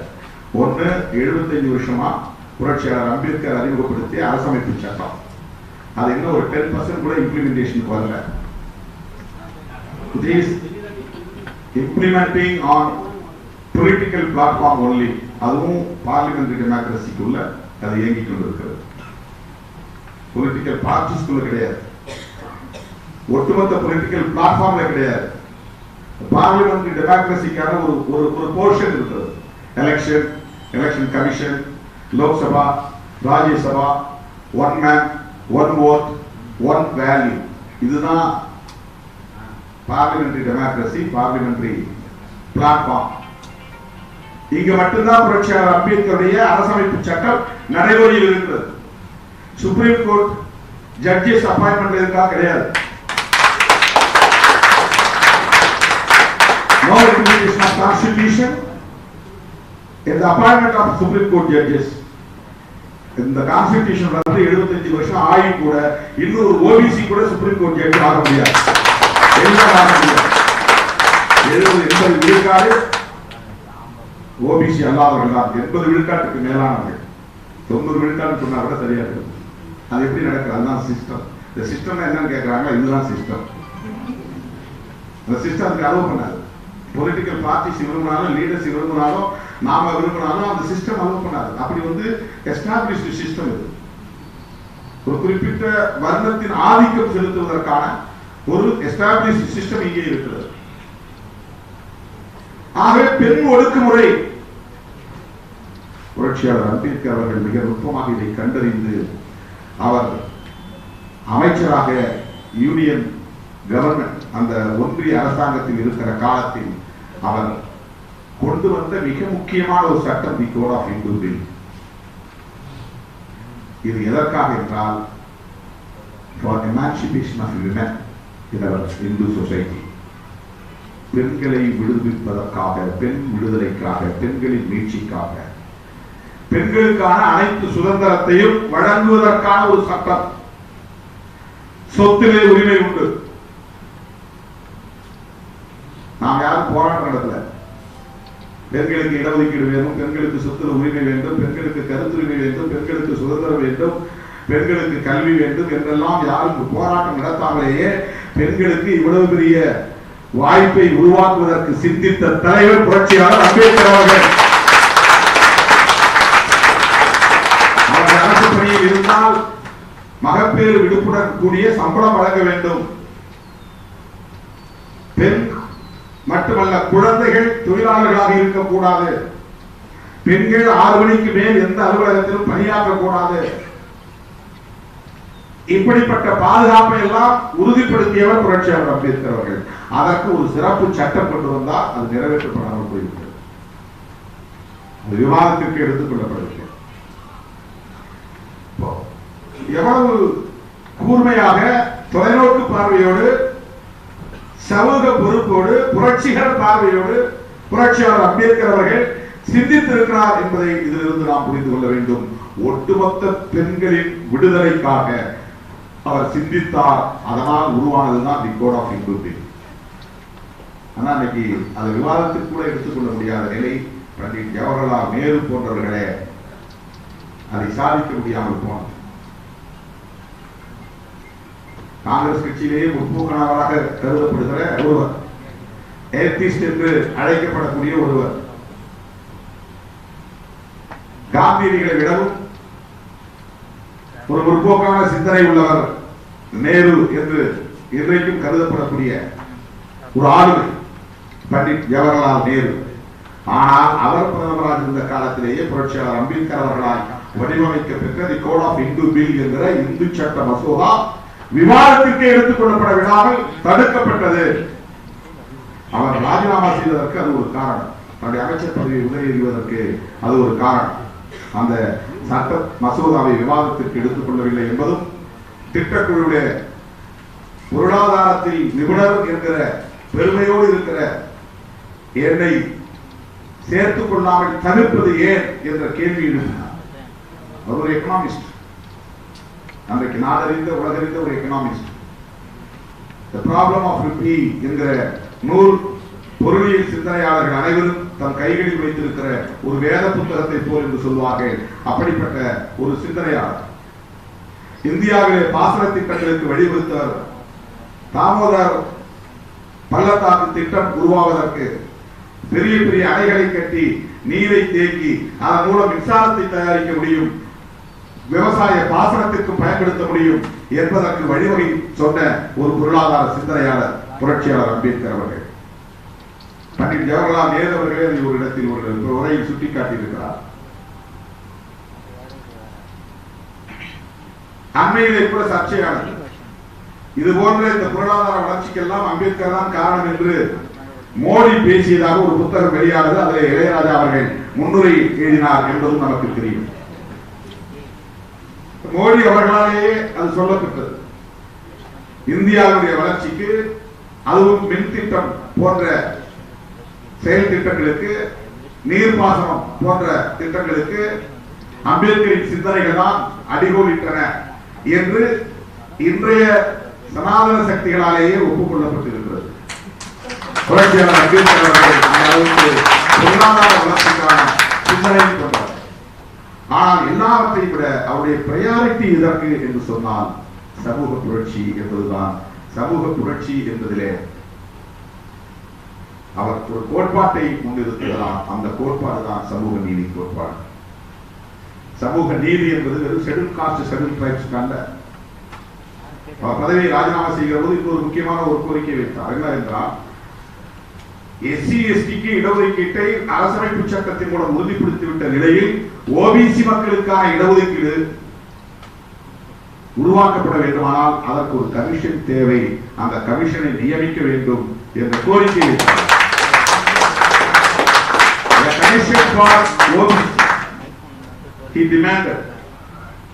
அவர் கோரிக்கை வைத்தார். ஓபிசி மக்களுடைய பிரச்சனைகளை ஆராய்ந்து அவர்களுக்கு சமூக நீதியை பொருத்துவதற்கு அல்லது அதன் அடிப்படையில் இடஒதுக்கீடு வழங்குவதற்கு தேவை எழுந்துள்ளது. எனவே ஒரு கமிஷன் அமைக்கப்பட வேண்டும்.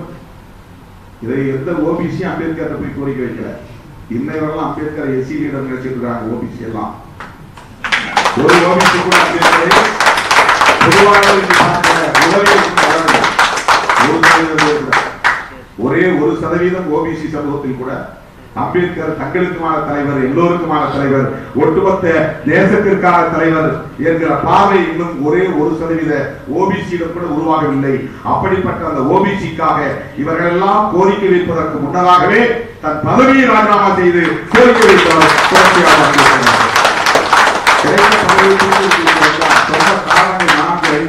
அதுவே ஒன்று ஓபிசிக்கான கமிஷன் ஏன் அமைக்கவில்லை என்பதுதான் அவர் சொன்ன காரணம். ஒட்டுமொத்தமாக மார்ஜினலைஸ்டு செக்ஷன்ஸ், விளிம்பு நிலை மக்களின் விடுதலைக்காக, விளிம்பு நிலை மக்களின் மீட்சிக்காக விக்டிமாலஜிக்கல் வியூ என்கிற அடிப்படையில் காலம் காலமாக வஞ்சிக்கப்பட்டவர்களின் மீட்சிக்காக தன்னை ஒப்படைத்துக் கொண்டவர். அதுதான் அவருடைய பார்வை. அவருடைய பார்வை என்பது விக்டிமாலஜிக்கல் விஷன். ஒரு மிஷனரி லீடர், ரெவல்யூஷனரி லீடர். சிறுபான்மையினர் பாதுகாப்பு ரொம்ப முக்கியமானது. மெஜாரிட்டேரியனிசம் சிண்ட்ரம் என்றே ஒன்று வரக்கூடாது என்று சொல்கிறார். பெரும்பான்மைவாதம், நாங்கெல்லாம் பெரும்பான்மை, நீங்கெல்லாம் சிறுபான்மை, நாங்க சொல்றதா நீங்க கேட்கணும். இது ஒரு வகையான மேலாதிக்க போக்கு. பெரும்பான்மைவாதம் என்பது தலை தூக்கிவிடக் கூடாது. பெரும்பான்மைவாதம் தலை தூக்கினால் பெரும்பான்மை சாதியின் ஆதிக்கம் நிலைநிறுத்தப்பட்டுவிடும். பெரும்பான்மை என்பது 2 வகையில் இருக்கிறது. ஒன்று நியூமெரிக்கல் ஸ்ட்ரெங்த், இன்னொன்று ஐடியாலஜிக்கல் ஸ்ட்ரெங்த். நியூமெரிக்கல் மெஜாரிட்டி என்பது வேறு, ஐடியாலஜிக்கல் மெஜாரிட்டி என்பது வேறு. Numerically Brahmins are minorities, ideologically they are majority. அவங்க எப்படி இவ்வளவு சாதிக்க முடியும் எல்லாம் கேள்வி இருக்கிறாங்க. அவங்க ஐடியாலஜிக்கலா மெஜாரிட்டியா இருக்கிறாங்க. எப்படின்னா எல்லாரையும் இந்துக்கள் தனக்குள்ள இணைச்சிக்கிட்டு நாமெல்லாம் பெரும்பான்மை சொல்லி பெரும்பான்மைவாதத்தை ஒரு போர்வையாக போர்த்திக் கொள்கிறார்கள், அதிலே ஒளிந்து கொள்கிறார்கள், தற்காத்துக் கொள்கிறார்கள் என்கிற பார்வை அம்பேத்கரின் பார்வை, புரட்சியாளர் பெரியாரின் பார்வை. அங்கதான் அந்த 2 பேரும் அது நுட்பமாக பார்த்தவர். நான் இன்னைக்கு சனாதனம் என்று சொல்வதைத்தான் புரட்சியாளர் அம்பேத்கரும் தந்தை பெரியாரும் பிராமணோக்கரசி என்று சொன்னாங்க. அப்படி ஒரு கோட்பாடு கிடையாது சார் சமூகத்தில். அது ஏன் அந்த பெயரை சொல்லுகிறார்கள் என்றால் அவர்களின் நலன்களுக்காகவே வரையறுக்கப்பட்ட கோட்பாடு அது. அதுதான் வர்ணாசிரம தர்மமாக இங்கே நிலைநிறுத்தப்பட்டிருக்கிறது. மனித குலத்தை 4 வருடங்களாக பிரித்திருக்கிறது. ஒவ்வொரு வருடத்துக்குள்ளும் ஆயிரக்கணக்கான சாதிகளை உருவாக்கி வைத்திருக்கிறது. ஒவ்வொரு சாதிக்கு இடையிலும் பெரிய பெரிய தடுப்புச் சுவர் இருக்கிறது. பிராமண வருடத்துக்குள்ளேயே சாதிகளுக்கு இடையில் ஏற்றத்தாழ்வு இருக்கிறது. பிராமண வருடத்திற்குள்ளேயே சாதிகளுக்கு இடையே உயர்வு தாழ்வு இருக்கிறது. இந்த உயர்வு தாழ்வு என்பதுதான் பிரச்சனை. உயர்ந்தவன் தாழ்ந்தவன் பிறப்பின் அடிப்படையில். இதை அடியோடு புரட்டுவது என்றால் அவ்வளவு எளிதான செயலா? பல தலைமுறைகளாக, பல ஆயிரம் தலைமுறைகளாக நிலைநிறுத்தப்பட்டிருக்கிற ஒரு சமூக கட்டமைப்பை, ஒரு சோசியல் ஆர்டர், ஒரு சமூக ஒழுங்கை முற்றாக மாற்றி அமைப்பது அவ்வளவு எளிதான ஒன்று அல்ல. ஆனால் அதை சாதிக்க முடியும் என்ற நம்பிக்கையோடு அவரால் உருவாக்கப்பட்ட ஒரு பேராயுதம் தான், அறிவாயுதம் தான் constitution of India. With no arms is demolishing the old structure, the ancient structure, the Sanatan structure. With no arms, only with the weapon of constitution, he is demolishing. அது தகர்ந்து வருகிறது. அதை தடுப்பதற்கு தான் தொடர்களே அவர்கள் கையாண்ட உத்தி EWS ரிசர்வேஷன். அதை தடுப்பதற்காக அவர்கள் கையாண்ட உத்தி தான். Actually speaking, frankly speaking, it is against to the OBC people, not to the SC/ST. OBC மக்களுக்கு மத்தியில் நான் பிரிச்சு சொல்வதாக கருதக்கூடாது, ஒரு அண்டர்ஸ்டாண்டிங்காக சொல்றேன். They must know, they must realize why it happens, how it happens. After Mandal Commission report, after VP Singh decision, after VP Singh declaration, 27-point reservation to the OBC. They came out to the states. வரலாற்றில், இந்திய சமூக வரலாற்றில் இல்லாமல் இவ்வளவு காலம் இல்லாமல் தலித் பழங்குடி மக்களின் இடஒதுக்கீட்டுக்கு எதிராக அல்ல, நடைமுறையில் இருக்கிறது. அதை எதிர்த்தவர்கள் வீதிக்கு வரவில்லை. நடைமுறைக்கு வந்த பிறகுதான் வீதிக்கு வந்தார்கள், ரத யாத்திரை நடத்தினார்கள். அந்த ரத்த யாத்திரையில்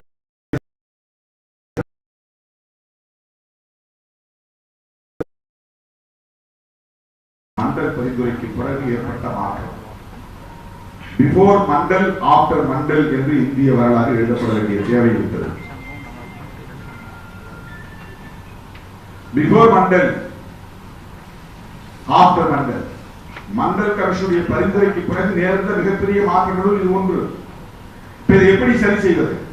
சோசியல் ஜஸ்டிஸ் என்பது சமூக தகுதியின் அடிப்படையில் வழங்கப்படுகிற ஒரு கோட்பாடு, முன்னுரிமை அளிக்கப்படுகிற ஒரு கோட்பாடு. இது பிரிஃபரன்ஷியல் ரைட், இது சலுகை அல்ல. ரிசர்வேஷன் இஸ் நாட் எ, நமக்கு அது செய்யற ஒரு சலுகை கிடையாது. ஐயோ பாவம் அப்படின்னு பார்த்து பரிதாபப்படுத்த, காலம் காலமாக பறிக்கப்பட்ட உரிமைகளை முன்னுரிமை அடிப்படையில் வழங்குகிற ஒரு முறை. சோசியல் ஜஸ்டிஸ் என்பது ரிசர்வேஷன் அல்ல, அது ஒரு ரெவல்யூஷனுக்கான கோட்பாடு, சமூக புரட்சிக்கான ஒரு கோட்பாடு. அது ஒரு doctrine for a social revolution. Social ஜஸ்டிஸ்ங்கிறது ஒரு ஐடியாலஜி, அது ஒரு டாக்ட்ரின், அது ஒரு பிலாசபி. சமூக புரட்சியை ஏற்படுத்துவதற்கான ஒரு அடிப்படை கோட்பாடு. அதன் அடிப்படையில் தான் மண்டல் பரிந்துரை நடைமுறைப்படுத்தப்படுகிறது. எதற்கு ரிசர்வேஷன், எதற்கு social justice? To empower the marginalised sections, empowerment of Dalits, empowerment of tribals, empowerment of women, empowerment of minorities. அதான் முக்கியமான. எப்படி எம்பவர் பண்ண முடியும்? through education and employment. through education and employment. அந்த கான்செப்ட் அடிக்கிற வகையில பொருளாதார அடிப்படையில் இடஒதுக்கீடு தரலாம் அப்படின்னா சமூக தகுதி அடிப்படையிலான இடஒதுக்கீடு diluted. They want to dilute the concept of social justice. அதெல்லாம் அவருடைய அல்டிமேட் கேஸ். உங்களுக்கு ஒட்டுமொத்தமா SC, ST, OBC, minorities more than 80% or 85% overall population. According to the Indira Sahani case, only 50% reservation must be implemented. இன்னைக்கு 27 ஏன் fix பண்ணா 27% தான் OBC இருக்காங்க இந்தியாவில். 15% எஸ்சிக்கு, 7.5% எஸ்டிக்கு, ஒட்டுமொத்தத்தில் 22.5%, 50% தாண்டக்கூடாது என்பதனால தான் ஓபிசிக்கு 27. Because of the limit, because of the ceiling made by Supreme Court. அதனால அது 27 ஆகுது, ஓபிசிக்கு 27, 59. ஆனால் இவை எவ்வளவு சாதுரியமான ஆட்கள் என்பதை நாம் புரிந்து கொள்ள வேண்டும் தோழர்களே. Rest of the population, only 15% forward community, they are getting 10% reservation. 15% இருக்கிற மக்களுக்கு 10% இடஒதுக்கீடு, 85% இருக்கிற மக்களுக்கு 50%. இதிலிருந்து நீங்கள் வேறுபாட்டை புரிந்து கொள்ளுங்கள். அவன் சொல்றது எக்கனாமிக்கலி வீக்கர் செக்ஷனுக்கு தான் 10%. Economically weaker section means it contains throughout the all caste. இதுதான் அர்த்தம். It consisting all economically weaker section people from all caste. Scheduled caste economically weaker இருக்கலாம், scheduled tribes இருக்கலாம், OBC இருக்கலாம், minorities இருக்கலாம், தமிழ்நாட்டில் சொல்லணும்னா MBC இருக்கலாம். MBC BC ரெண்டு சேர்ந்தா OBC. OBC னா other backward class. Other backward கிளாஸ்னா என்ன அர்த்தம்னா ஒரிஜினலி பேக்வர்ட் யார்? SC ST தான் ஒரிஜினலி பேக்வர்ட். அதான் அர்த்தம். According to the constitution, backward classனா அது SC ST தான் குறிக்கும். அதனால தான் அவங்களுக்கு அதர் பேக்வர்ட் கிளாஸ். இவங்க மட்டும் இல்ல, அவங்களும் தான் பிற இந்துக்கள், அதாவது பிற பிற்படுத்தப்பட்டவர்கள். பிற்படுத்தப்பட்டவர்களாக இருக்கிற ஷெட்யூல் காஸ்ட், ஷெட்யூல் ட்ரைப்ஸ், பிற பிற்படுத்தப்பட்டவர்களாக இருக்கிற ஆண்ட சாதிகள், ஆண்ட பரம்பரை.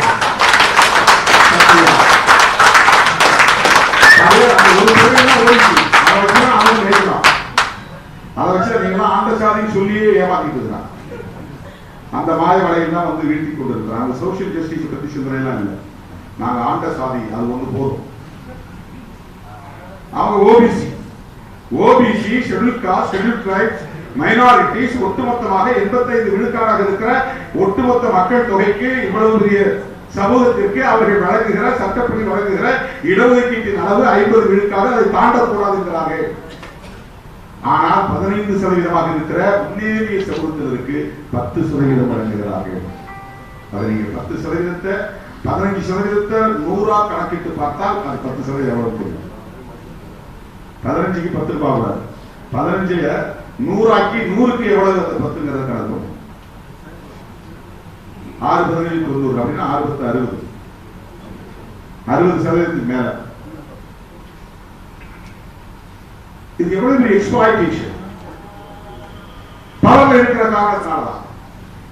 அப்ப என்ன சொல்றாங்க சார்? ஜட்ஜ்மெண்ட்ல 5 நீதிபதிகள், 3 நீதிபதி ஓகே சொல்லிட்டாங்க, 2 நீதிபதி ரிஜெக்ட் பண்ணிருக்காங்க. அந்த 3 நீதிபதி என்ன சொல்லியிருக்கிறாங்கன்னா, எஸ்சி எஸ்டியில் இருக்கிற ஏழைக்கு கிடையாது, ஓபிசியில் இருக்கிற ஏழைக்கு கிடையாது, எஃப்சியில் இருக்கிற ஏழைக்கு மட்டும்தான். அந்த ஏழை எப்படி இருக்குன்னா ஆண்டுக்கு 8 லட்சம் வரைக்கும் சம்பளம் வாங்கலாம். 8 லட்சம் வாங்கலாம். ரொம்ப ஹைஃபை புவர் செக்ஷன், ரொம்ப ஹைஃபை ஏழைகள், அதெல்லாம் ரொம்ப ஹைஃபை ஏழைகள்.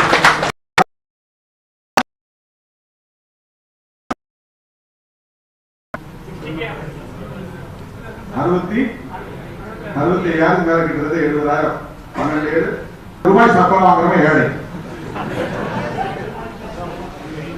அப்புறம் 1000 சதுர அடி வீட்டு மனை வச்சு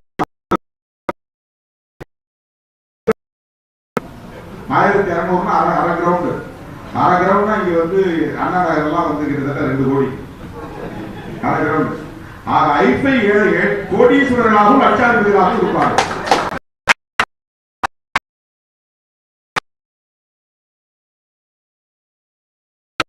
வச்சிருக்காங்க 5 ஏக்கர் நிலம், ரூரல் 5 ஏக்கர், அட்ஜசன்டா செங்கல்பட்டு கோடீஸ்வரர் யோசிச்சு பாருங்க. ஏர்போர்ட் பக்கத்துல 5 ஏக்கர் இருந்துச்சுனாக்க அது எவ்வளவு பெரிய தொகைன்னு யோசிச்சு பாருங்க. அவங்க எல்லாம் வந்து ஏழைகள். எவ்வளவு வெளிப்படையாக இந்த மக்களை, உழைக்கிற மக்களை இவர்கள் ஏற்கிறார்கள். அவனுடைய கான்செப்ட் என்னன்னா, ஏழைகளுக்கு உதவி செய்வது அல்ல அவனுடைய நோக்கம். வறுமையை ஒழிப்பதற்காகவா இடஒதுக்கீடு? இது வந்து இடஒதுக்கீடு என்பது சோசியல் ஜஸ்டிஸ் என்பது வறுமை ஒழிப்பு திட்டம் இல்லை. வறுமை ஒழிப்பு திட்டங்கிறது வேற. அது விவசாயத்தை நிலம் கொடுக்கணும், ஆடு மாடு வாங்கி கொடுக்கணும், பால் தொழில் செய்யறவருக்கு பசுமாடு வாங்கி கொடுக்கணும், கால்நடை தொழில் செய்யக்கூடியவருக்கு கால்நடை வாங்கி கொடுக்கணும், விவசாயம் செய்யறவருக்கு நிலம் வாங்கி கொடுக்கணும். இதெல்லாம் தான் வறுமையை ஒழிக்கிறதுக்கு. தொழில் செய்வதற்கு சிறு முதலீடு கொடுக்கணும், கல்வியை கொடுக்கணும். இதெல்லாம் தான் வறுமையை ஒழிக்கும். அடிப்படையில் பொருளாதார உதவிகளை செய்து லோன் கொடுத்து அவர்களை வந்து மேம்படுத்தலாம். அது வந்து தனி. அதாவது எல்லா சாதியிலும் இருக்கிற ஏழைகளுக்கு வங்கி மூலம் கடன் உதவி செய். அதுதான் ஏழைகளுக்கு செய்யக்கூடிய ஒரு செயல். கதையாக இருக்கிற பார்வர்ட் கம்யூனிட்டிஸ்ல இருக்கக்கூடிய புவர் செக்ஷனுக்கு நீ இந்திய வங்கியில் இருந்தோ, ஐஓபியில் இருந்தோ, கனடா வங்கியில் இருந்தோ, தேசிய வங்கிகளில் இருந்தோ கடன் உதவி செய்வதை யாரும் தடுக்க போவதில்லை. அப்படி அள்ளி கொடுத்தா எல்லா வெளிநாடு ஓடிட்டாங்க. லட்சக்கணக்கான கோடி அள்ளி கொடுத்து. ஆனால் இவங்க எங்க கை வைக்கிறாங்க சொன்னா, சோசியல் ஜஸ்டிஸ் என்பதில் கை வைக்கிறார்கள். எக்கனாமிக்கல் ஜஸ்டிஸ் என்பதை இங்கே நிலைநாட்ட பார்க்கிறார்கள். இது எதற்காக நாம் சொல்லுவோம் என்று சொன்னால், அம்பேத்கர் சோசியல் ஜஸ்டிஸ் என்பதற்கு பிரையாரிட்டி கொடுத்தார். அந்த அடிப்படையில் தான் கான்ஸ்டிடியூஷன் வடிவமைக்கப்பட்டிருக்கிறது. ஆனால் எக்கனாமிக்கல் ஜஸ்டிஸ் என்ற எக்கனாமிக் ஸ்கேல் சமூக நீதிக்கு எதிரானது. சமூக நீதிக்கு எதிரானதுன்னா மறுபடியும் சனாதனம் இங்கே வலுப்பெறும். சமூக நீதியை அழிச்சுட்டா சனாதனம் வலுப்பெறும். என்ன சனாதனம் வலுப்பெறும் என்றால், ஏற்கனவே இருக்கிற சோசியல் ஆர்டர் அப்படியே இருக்கும். பெண்கள் படிக்கக்கூடாது, வீட்டுக்குள்ளதான் இருக்கணும், ஆணுக்கு கட்டுப்பட்டவர்களாக இருக்கணும். அதனால்தான் நாங்கள் வந்து மனசூரி தான் கொண்டு போய் கொடுப்போம். ஏன்னா இன்னைக்கு இருக்கிற இந்த சொசைட்டி, இந்த ஸ்ட்ரக்சர் என்பது அந்த கோட்பாட்டின் அடிப்படையில் உருவானதுதான். அது ஒரு காலத்துல சட்டமாக இருந்தது. நான் முதல்ல தொடக்கத்தில் சொன்ன 2 சட்டங்கள் இந்தியாவுக்குள்ளே நடைமுறையில் இருக்கிறது. ஒன்று மனு சட்டம், இன்னொன்று அம்பேத்கர் சட்டம். அம்பேத்கர் சட்டம் தான் கான்ஸ்டிடியூஷன் ஆஃப் இந்தியா. இது வந்து சமத்துவத்திற்கான சட்டம், அது சனாதனத்திற்கான சட்டம். அது சோசியல் பிளாட்ஃபார்ம்ல இருக்கு, கல்ச்சுரல் பிளாட்ஃபார்ம்ல இருக்கு. அதனாலதான் ஆணுக்கு இல்லிங் நடக்குது. வாழிடங்கள் தனித்தனியா இருக்கு. கான்ஸ்டிடியூஷன் அதை அலோவ் பண்ணல. ஆனால் மனு தர்ம சட்டம் அதை அலோவ் பண்ணுது. இங்க இந்தியா பாராளுமன்றத்தில் முதல்ல போய் பேசும்போது, இந்தியா 2 இந்தியாவாக இருக்கிறது. 2 இந்தியா, 2 வாழிடங்கள், 2 சுடுகாடுகள், 2 குவளை தேநீர் குவளைகள். எனவே இங்கு 2 இந்தியா இருக்கிறது. ஒன்று ஊர் இந்தியா, இன்னொன்று சேர் இந்தியா என்று 2 இந்தியா. ஆனா உள்ளவே சொல்ல போனா 3 இந்தியா இருக்கிறது. அக்ரகார இந்தியா ஒன்று தனியாக இருக்கிறது. அக்ரகார வாழ்க்கை தனியாக தான் இருக்கு. அங்க போய் ஓபிசில இருக்க முடியாது. நான் வீட்டுக்குள்ள இருக்க முடியாது. ஓபிசி எல்லாமே ஆண்ட பரம்பரை தான் சொல்றாங்க. ஆண்ட பரம்பரை சார்ந்தவர்கள் யாரும் அக்ரகாரத்தில் ஈடுபட முடியாது. அங்க போய் குடியிருக்க முடியாது. ஒரு அபார்ட்மெண்ட்ஸ்ல கூட இருக்கிறது கஷ்டம். தெரிஞ்சிச்சுனாக்க ஏதாவது பிரச்சனை பண்ணி வெளியேற்றுவாங்க. அர்பன்ல, சிட்டியில இருக்க முடியாது. ஊர் திரு சாதி இந்துக்களின் குடியிருப்பு, அக்ரஹாரம் ராவண வர்ணத்திற்கான குடியிருப்பு, சேரி ஒடுக்கப்பட்ட பூர்வீக மக்களின் குடியிருப்பு, இதை தாண்டி பழங்குடி மக்களின் குடியிருப்பு தனி, மீனவ மக்களின் குடியிருப்பு தனி. இந்த மாதிரியான ஒரு சோசியல் ஸ்ட்ரக்சர் எப்படி உருவாகி இருக்க முடியும்? With the rulers only achieved. அதிகாரத்தில் இருப்பவர்கள் இல்லாமல் இதை அச்சீவ் பண்ணிட முடியாது. அப்புறம் இந்த காலத்தில் நாம் பெருமை கொண்டாடுற ஆண்டவர்கள், அரசர்கள், அவர்கள் எல்லாம் சனாதனத்திற்கு கட்டுப்பட்டவர்களாக இருந்து சனாதனத்தை நடைமுறைப்படுத்தியதால் இந்த சமூக கட்டமைப்பு உருவாகி இருக்கிறது. ஒரு ஒடுக்குமுறை இல்லாமல், வன்முறை இல்லாமல் இந்த ஒழுங்கை உருவாக்க முடியாது. எல்லா ஒழுங்கும் வன்முறைகளின் ஊடாகத்தான் தீர்மானிக்கப்படுகிறது, நிர்மாணிக்கப்படுகிறது. எல்லா ஒழுங்கும் குடும்பத்துக்குள்ள ஒரு ஒழுங்கு இருக்குன்னா குடும்பத்துல வன்முறை நடந்திருக்குன்னு அர்த்தம். வீதியில ஒரு ஒழுங்கு இருக்குன்னா வீதியில வன்முறை நடந்திருக்கிறது அர்த்தம். சமூகத்துக்குள்ள ஒரு ஒழுங்கு உருவாகி இருக்குன்னா சமூகத்தின் மீது ஒரு வன்முறை நடந்திருக்குன்னு அர்த்தம். எவ்வளவு கொடூரமான ஒடுக்குமுறைகள் இருந்திருந்தால் பெண்கள் இந்த சமூக ஒழுங்கிற்கு உடன்பட்டு அதற்கு ஒத்துழைக்கக்கூடியவர்களாக மாறியிருப்பார். சொல்ல போனா புரோட்டஸ்ட் எங்கிருந்து கிளம்புனா பெண்கள் இருந்து தான் கிளம்பணும், குடும்பத்தில் இருந்து. அந்த விழிப்புணர்வு பெண்களுக்கு வந்துவிடக்கூடாது என்பதற்காக எவ்வளவோ உத்திகளை கையாண்டிருக்கிறார். அந்த பெண்களுக்கு எதிரான ஒடுக்குமுறை என்பது நினைத்து பார்க்க முடியாத ஒரு ஒடுக்குமுறையாக இருக்கிறது. கொஞ்சம் கூட நம்மால் சகித்துக் கொள்ள முடியாத ஒடுக்குமுறை. அது irrespective of caste and irrespective of varnas. எல்லா பெண்களுக்கும் எதிரான ஒடுக்குமுறை அவ்வளவு மோசமாக இருந்திருக்கிறது. கலப்பு ஏற்பட்டு விடக்கூடாது, வர்ண கலப்பு ஏற்பட்டு விடக்கூடாது, சாதி கலப்பு ஏற்பட்டு விடக்கூடாது. அதனால் பெண்கள் மீதான ஒடுக்குமுறை என்பது கொடூரமாக இருந்திருக்கிறது, குரூரமாக தொடர்கிறது. அதிலிருந்து உருவானதான் ஹானக்கில்லி. ஆகவே இந்த சமூகத்தை இன்றைக்கும் ஆண்டு கொண்டிருப்பது சனாதன சட்டம் ஒருபுறம் ஆண்டு கொண்டிருக்கிறது. சோசியல் பிளாட்ஃபார்ம், கல்ச்சரல் பிளாட்ஃபார்ம், இதிலே மிகப்பெரிய அளவில் ஆதிக்கம் செய்வது ஒரு சட்டம், ரூலிங் சனாதன். அதுதான் இன்றைக்கு ஆதிக்கம் செய்கிறது. மிகச்சரியாக அரசமைப்பு சட்டம் நடைமுறைக்கு வந்தால் இங்கே அனிகிலேஷன் ஆஃப் காஸ்ட் என்பது within no minutes உடனே அழித்து வைக்கப்படும். எராடிகேஷன் ஆஃப் காஸ்ட் சொல்லல, அனிகிலேஷன் ஆஃப் காஸ்ட் அம்பேத்கர். ரெண்டுக்கும் வித்தியாசம் இருக்குது. எராடிகேஷனுக்கும் அனிகிலேஷனுக்கும் வித்தியாசம் இருக்குது. அனிகிலேஷன்னா வேரோடு கிள்ளி எரியும், அழித்தொழித்தல். அது எங்கேயும் அந்த சின்ன சின்ன சின்ன பீஸ்ல இருந்த அறுபது மாதிரி கொஞ்சம் போது அருகம்புழுது வேறு இருந்து அது மறுபடியும் ஒட்டுமொத்த நிலத்தை ஆக்கிரமிச்சிடும்.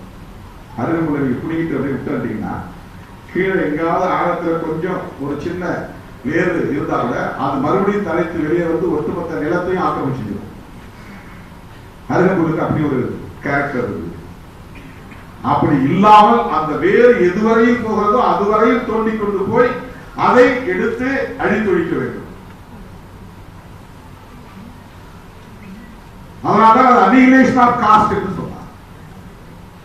சாதியை அழித்தொழித்த புரட்சியாளர் அம்பேத்கர் அவர்களுடைய சிந்தனை என்பது சமத்துவ சிந்தனைகள். அது சமூக தளமாக இருந்தாலும், பொருளாதார தளமாக இருந்தாலும், அரசியல் தளமாக இருந்தாலும், அரசமைப்பு சட்டமாக இருந்தாலும், ஒட்டுமொத்தத்தில் அவருடைய சிந்தனைகள் சமத்துவ சிந்தனைகள் என்பதை சொல்லி வாய்ப்புக்கு நன்றி கூறி